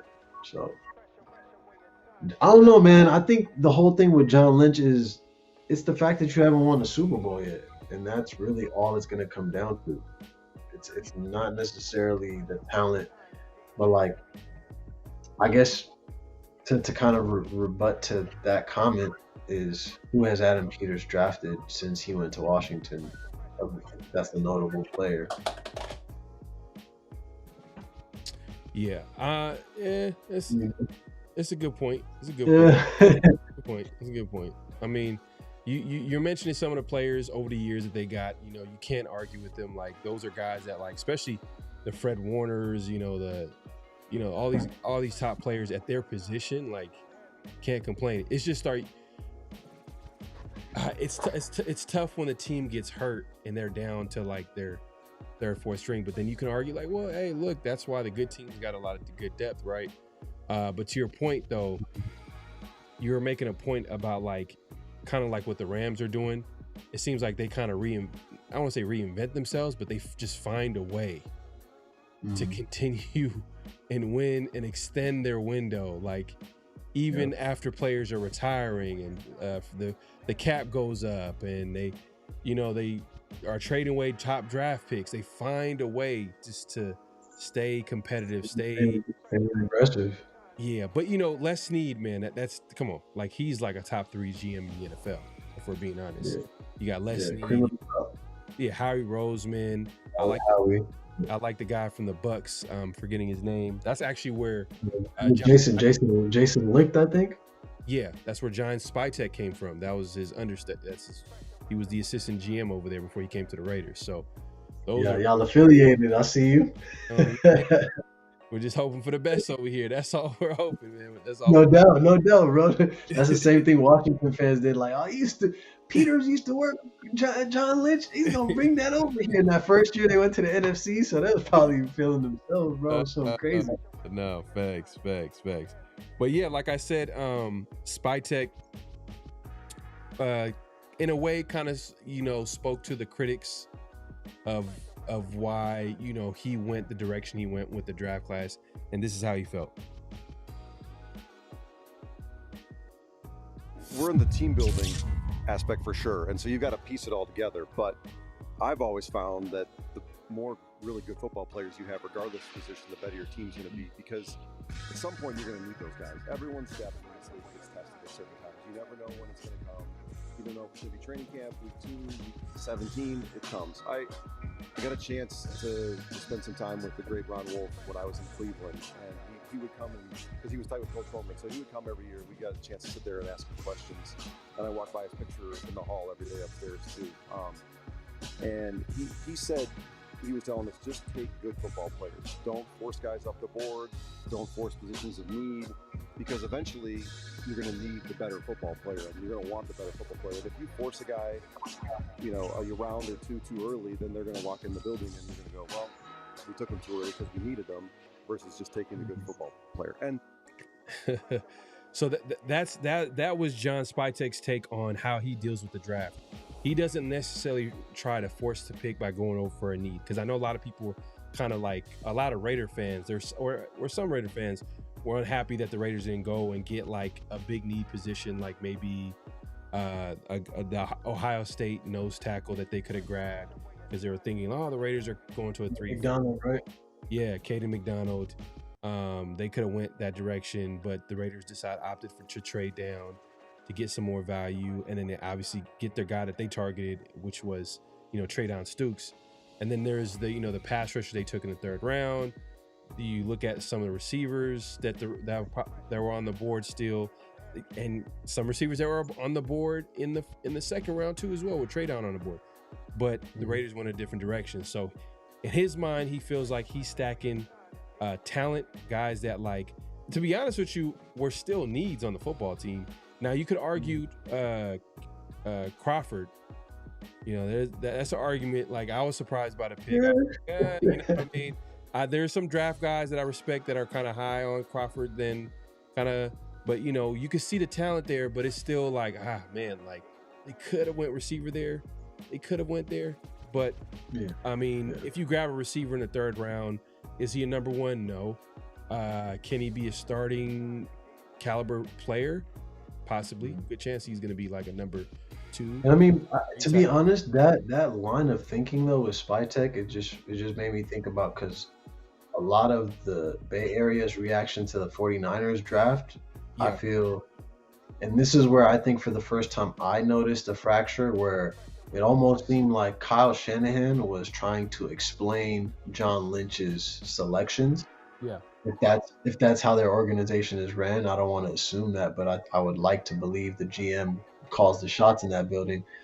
But a big thing that they say is they like to build on consensus. So it sounds like Spytek is also like, he knows he has the final say, but he's not like it's a bad thing to have experts around you and not utilize their knowledge, right? So I think it just reflects like the work, like you said, he came out of Tampa Bay, and that's just how things work over there, right? Is we draft for obviously for our needs, but sometimes there'll be availability for a player that might not be there later on, but could serve greater value in terms of positional depth. So there's a lot of wisdom behind how he's moving, and like you said, if he's in lockstep with Tom Brady, that could mean they're trying to establish their character guys first before getting the real talent that maybe propels them, to winning division and etc. So Yeah, and I think he was quoted earlier in the offseason talking about like, how this offseason is second offseason. He's got people in the building that he knows, people that like, because when a GM comes in that first year, he's still working with guys from the previous, scouting department. So it's not like he comes in and that whole scouting department, everybody in that, football side of things is his guys. It takes about like another year, like going into their second year, to get everybody in the building that that he wants. So he was able to get those guys in the building, and I'm sure he feels a lot more comfortable letting them do their job, because last year it felt like some people were saying that there was someone saying that that Spytek went a little bit rogue in the draft, where he kind of just did his own thing, and then this year he kind of like leaned on the people around him. But I'm sure that came with trust, just knowing who he had, like he got from like there's some people from the Eagles building who Spytek was able to. That's part of his background. He was in that building as well at some point. So I think Spytek, we'll see how it shakes out with him, but what he said makes sense, man. Like the Raiders need talent.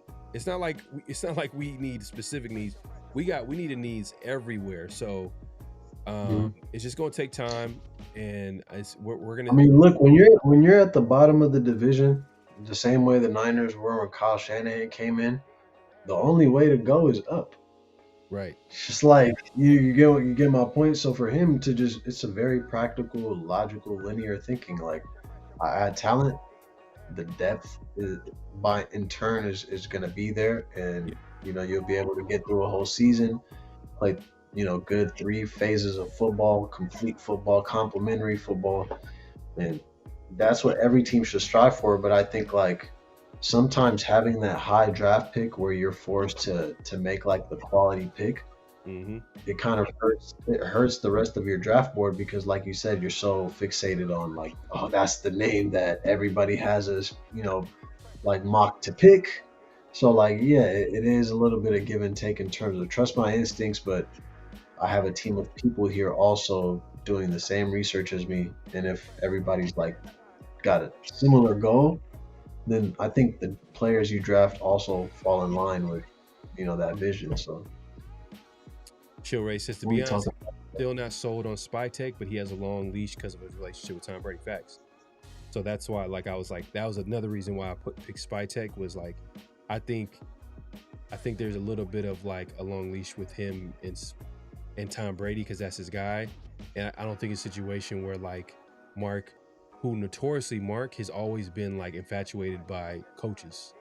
He hasn't valued the GM position until like the only time where you could say he maybe valued it was when he hired maybe Reggie McKenzie early on. That was like his first, and McKenzie was recommended by, I think, John Madden at the time, that helped him. John Madden, I don't know if Ron Wolf was part of that search, but Reggie McKenzie came from Green Bay, and the rest is history. That was his guy, and then he was able to pick his coach from there, and then he was a GM for like 5 years. But after that, it was just like coach, then GM, or coach and GM coming together. But we all know who was running the show. It was the coach, because that was the big ticket guy, the big name, like McDaniel.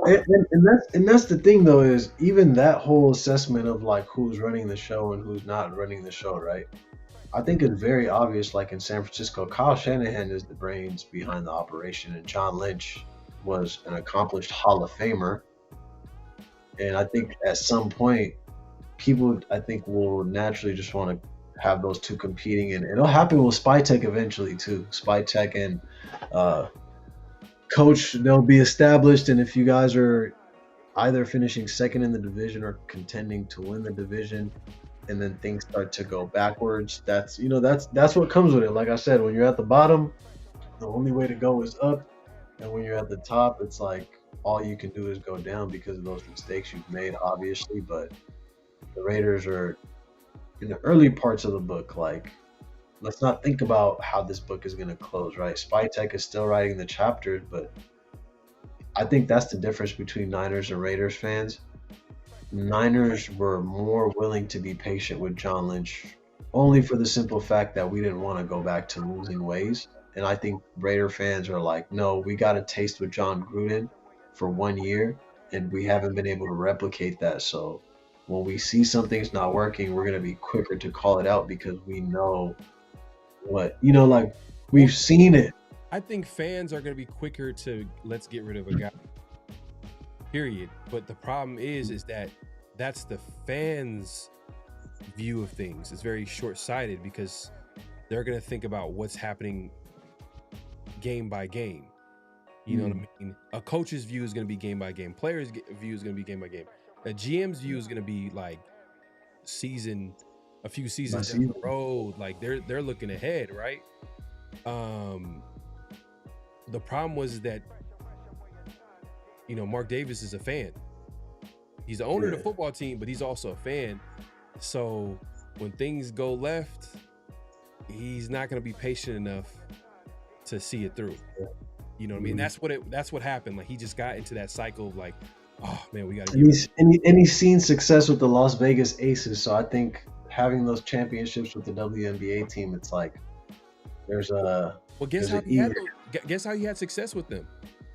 Being hands off, by hiring the right people and just backing up. And to be fair, he's always kind of made adjustments and tried to correct some of his mistakes. And up until now, this is like the most like, oh, okay, he's hands off. Like, he brought in Tom Brady, not in an executive role, which is interesting. He gave him a piece of the team, which, is kind of interesting, but I guess very interesting. Yeah. But that was his way of like being hands off. Like, Tom, you are going to be like overseeing the football side.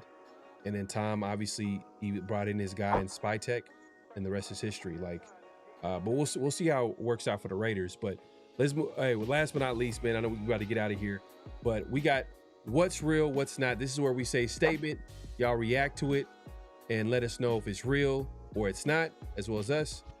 And I just thought about this one because I at first I felt like we've had this as a what's real, what's not statement. It was about the Raiders rushing the football, but I'm gonna still keep up with the theme. And I'm going to say the Raiders will be better at rushing the football as a team than the 49ers this season. The Las Vegas Raiders will be a better running football team than the San Francisco 49ers this season. Is that real or is it not? Is that real or is it not? Oh man, that's controversial. That is controversial because that's pretty much the Niners' MO. That's like their identity is running the football. Like they'll run the football with anybody.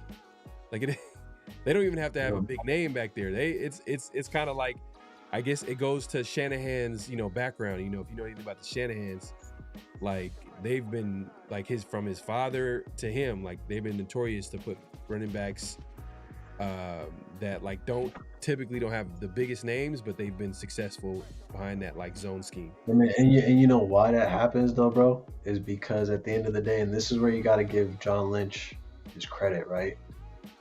For it. Like, yeah, the Niners' run offense hasn't been the same, but they always do have great offensive linemen. Like I mentioned earlier, right? Colton McKivitz is at the left tackle position. Dominic Puny, who was drafted, he was also part of the draft, I think 2 years ago, going on his third year. He plays left guard. Brendel And then I know we have like a left guard competition this year because Burford obviously left to the Raiders. But if Trent Williams is healthy, I don't see the Niners being able to run as effectively as they did until George Kittle gets back. And that's why I'm like, if the outside zone read can't get, you know when the Niners run that same play over and over again, and every time they're just chipping away and chipping away, I don't think they'll be able to do that, which is what will hurt them. So You know what? You make they a need great point. You make a great point because what you're saying is that like in that outside zone scheme, that tight end is going to play a big role in blocking. Obviously Kittle is one of the best, if not the best, blocking tight end in the NFL. He's that Achilles is no joke though, man. Yeah. It's undefeated. I don't want him rushing back. To be honest, he's trying to come back for week 1, and I'm not sure that's wise. Right. Yeah, it's gonna be tough. That's gonna be tough. But yeah, it's gonna be a tough situation. Yeah, man. I didn't even really give an answer, but like honestly, I do think the Raiders have like the Niners are traveling a lot, so and I think their pass game is gonna be a little bit more of the focal point as opposed to the run game, because I think you paid Brock Purdy $53 million. That's why they went and got him some weapons. So I think the Raiders got it, bro. Not gonna lie. Wow. Okay. Hey, look, Chill Ray, man. He says Adal ain't a Raider fan, but he's more optimistic on the Raiders than your average Raider fan. Okay. Is that a bar? Man, that boy spin. Hold on, man. Chill Ray spit a bar, and I think he might be taking a shot to it. He's taking a shot because this season I'm not sure if I'm as optimistic as far as the record wise. I don't know if my expectation is going to be high, but I mean, like, bro, they real quick. Quick prediction on the Raiders record this season. Without even looking at y'all schedule, bro. Yeah, like just where the team is at. Yeah, anywhere like 5 to 8 wins. 5 to 8 wins. Okay, that's fair. Yeah, and the reason why I really say that is because I think strategically you guys got to play for the draft next year, but you still need to have competitive games, like like losing by a field goal, but you were damn near about to win the game. Show some type of growth.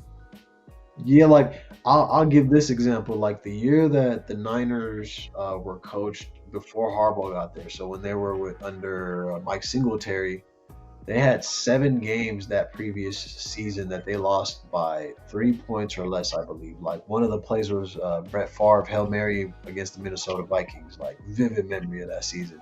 Mm-hmm. But all those close games that they played in when Jim Harbaugh came in and he established his culture, brought his defensive coordinator offensive philosophy, suddenly those games that they were losing, the 7 games that they were losing, they flipped and they won 6 of them. So now those 6 games that were the difference, right? They're now going to 3 NFC championships in a row.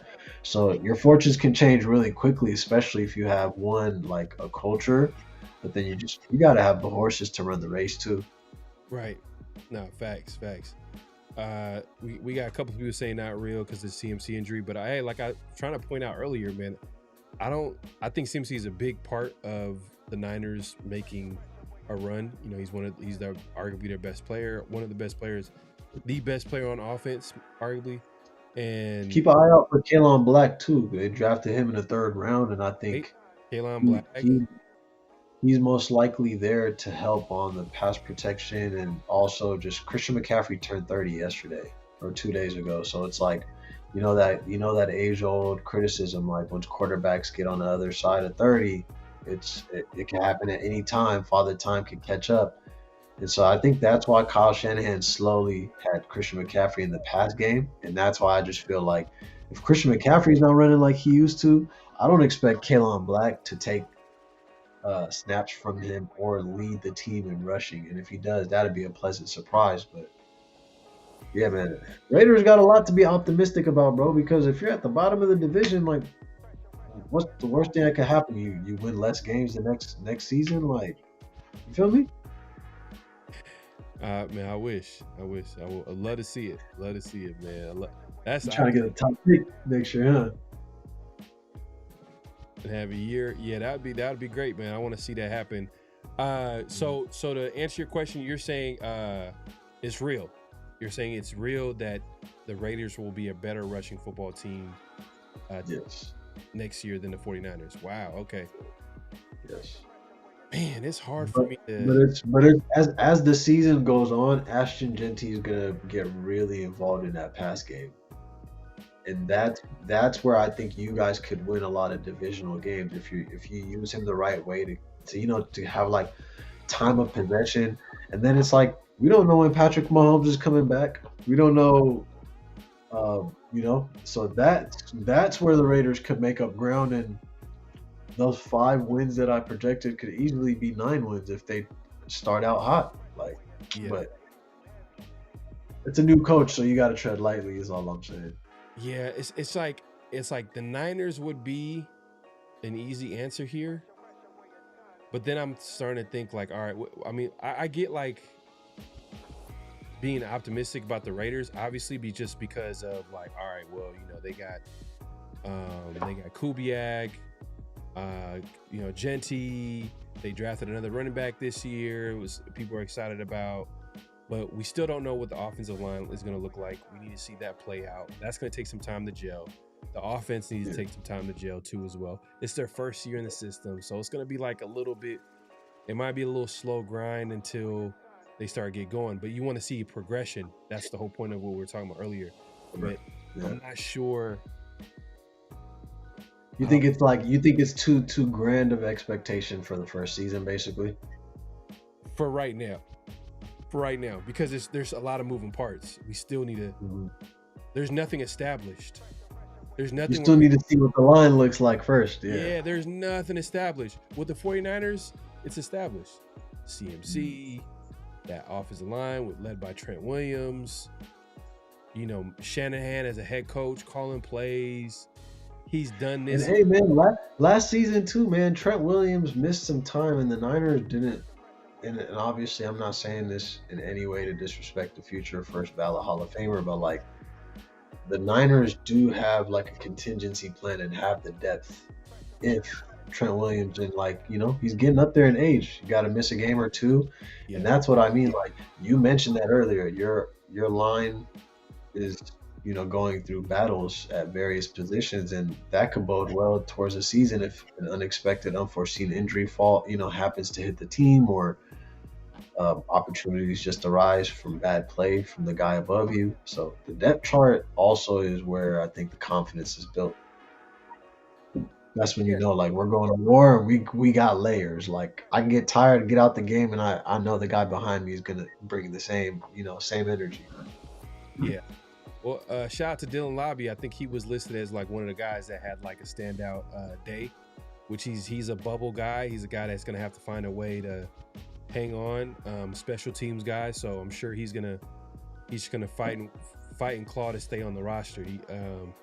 Especially with Raiders drafting a running back in the 4th round, I think everybody kind of written him off and like, oh well, you know what? Hey, look.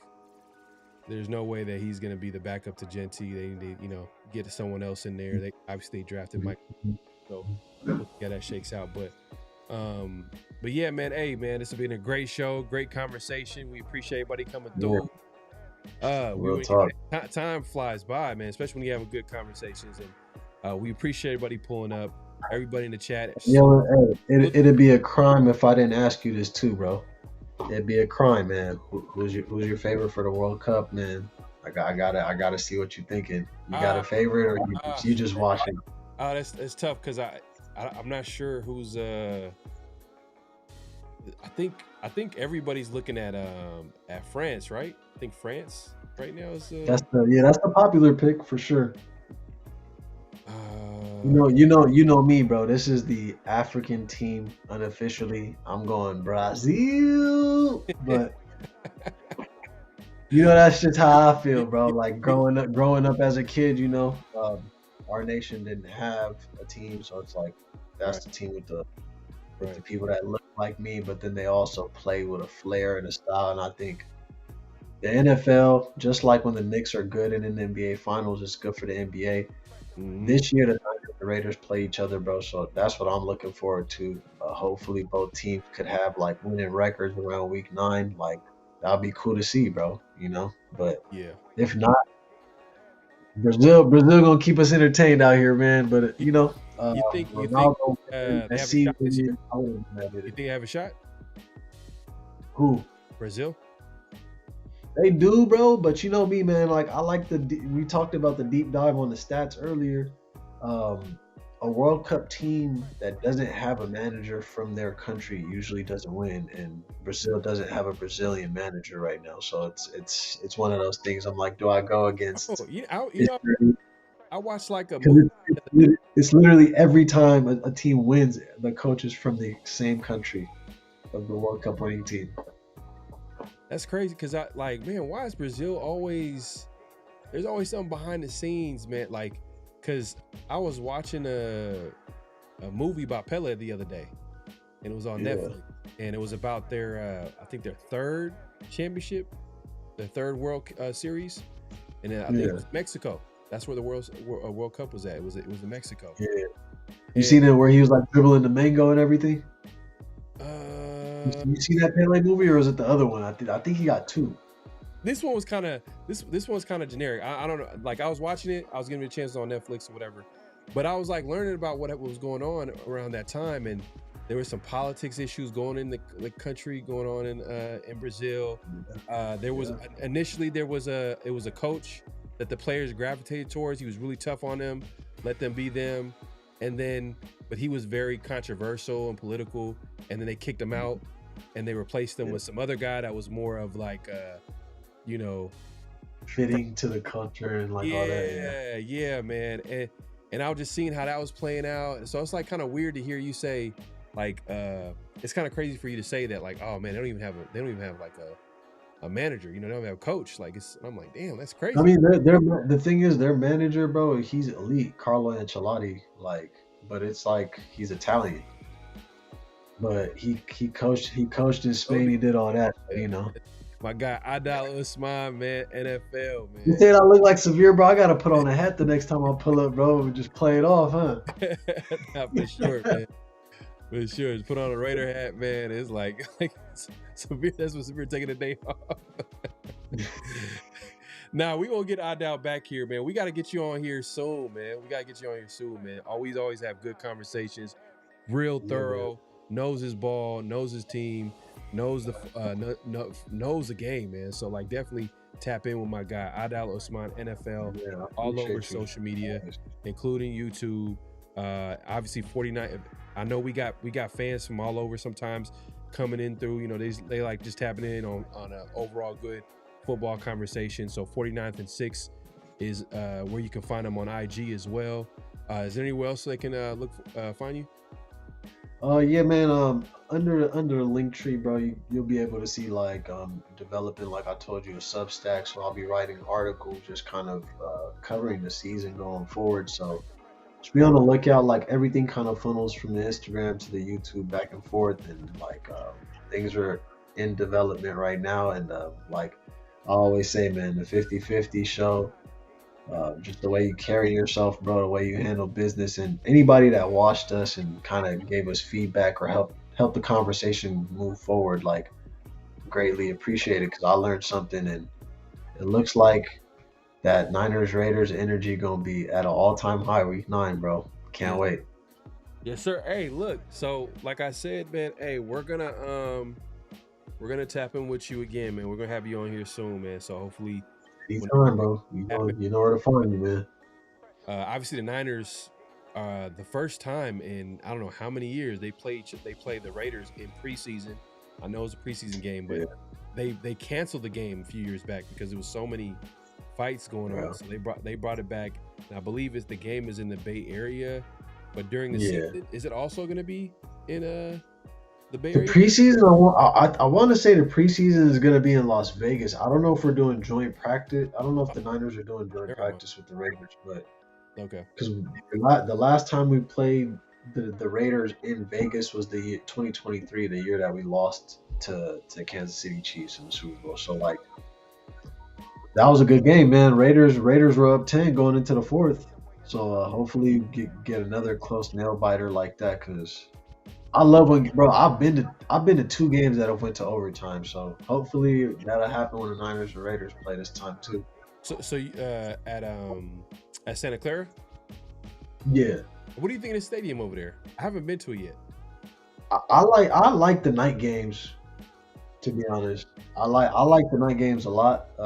It's just especially when it's like Sunday night, Monday night, they got a lot of stuff going on in the arena. Like when I went, I think like NSYNC was there or something like that. So it was just funny. Like the whole crowd was getting lit. Other times they got E40 performing, whatever. Like just the local act and then whoever is in the building. But Yeah. I'd always say because a daytime game like a 1:15, 1:25 start time, you got to just make sure you're not sitting in the sun. Oh, hey, you know what? We for sure.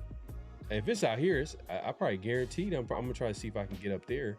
I'm gonna get up the Niner game. Yeah, bro. I kind of was assuming that was already gonna be a play. So hopefully, man, we can engage with the fans out there too and just talk our talk, have a good time, bro. And then hopefully it's a crazy game, man. No, for sure. I'm gonna pull up to that game. That's gonna be crazy. That's gonna be reminiscent of the old Bay Area rivalry. I know a lot of fans probably haven't seen that in a long time, especially the Raiders being in the Bay Area. I don't even know when it's been a minute since the Raiders played in the Bay Area, their old home in the Bay. Yeah. So they pull up for preseason, but it ain't the same, bro. It's not the same. You said it's not the same? It's not the same. Like when there's something on the line during that matchup, even if like let's say the Niners are really bad and the Raiders are really good, or vice versa, you still want to win that game. You still want to be able to say I got bragging rights over that squad, So Chill Ray that's just how. Says I heard Levi's Stadium has sunlight issues. Is that true? Yeah, I would. If I was you, I wouldn't want to sit on the Raiders side because the sun's hitting you pretty much the entire game. Damn, it's like that. It is, but that's standard practice in a lot of stadiums. You just don't really think of it. Like a lot of traveling teams will always be sitting in the sun. So yeah, that's another thing the NFL, bro. Come on, man. Try to get a competitive advantage. You know what I mean? Yeah, anything to just get that little extra, oomph. Yeah. You know what? I hope that if the Raiders can be competitive this year.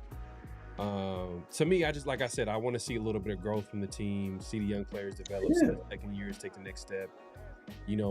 Some of the new system kind of taking an effect on the players where they can they start getting better as the season goes along. And by the time the Raiders play the 49ers, hopefully it'll be a real good game and the Raiders, good execution and all that. You guys have identity established. That's real, bro. Raiders win 35-0. That'd be chill out. Niners win 49-0. That's what you meant to say. Hey man, we appreciate everybody coming through. Hey, we're gonna be. Hopefully, we'll be back here later this week. Round the Shield. Definitely tap in this Thursday. Hopefully, we might have Severe back too as well. So make sure to hit your notification bell to be notified when we go live. If not, obviously next week. Severe too. Yes, shout out to Severe.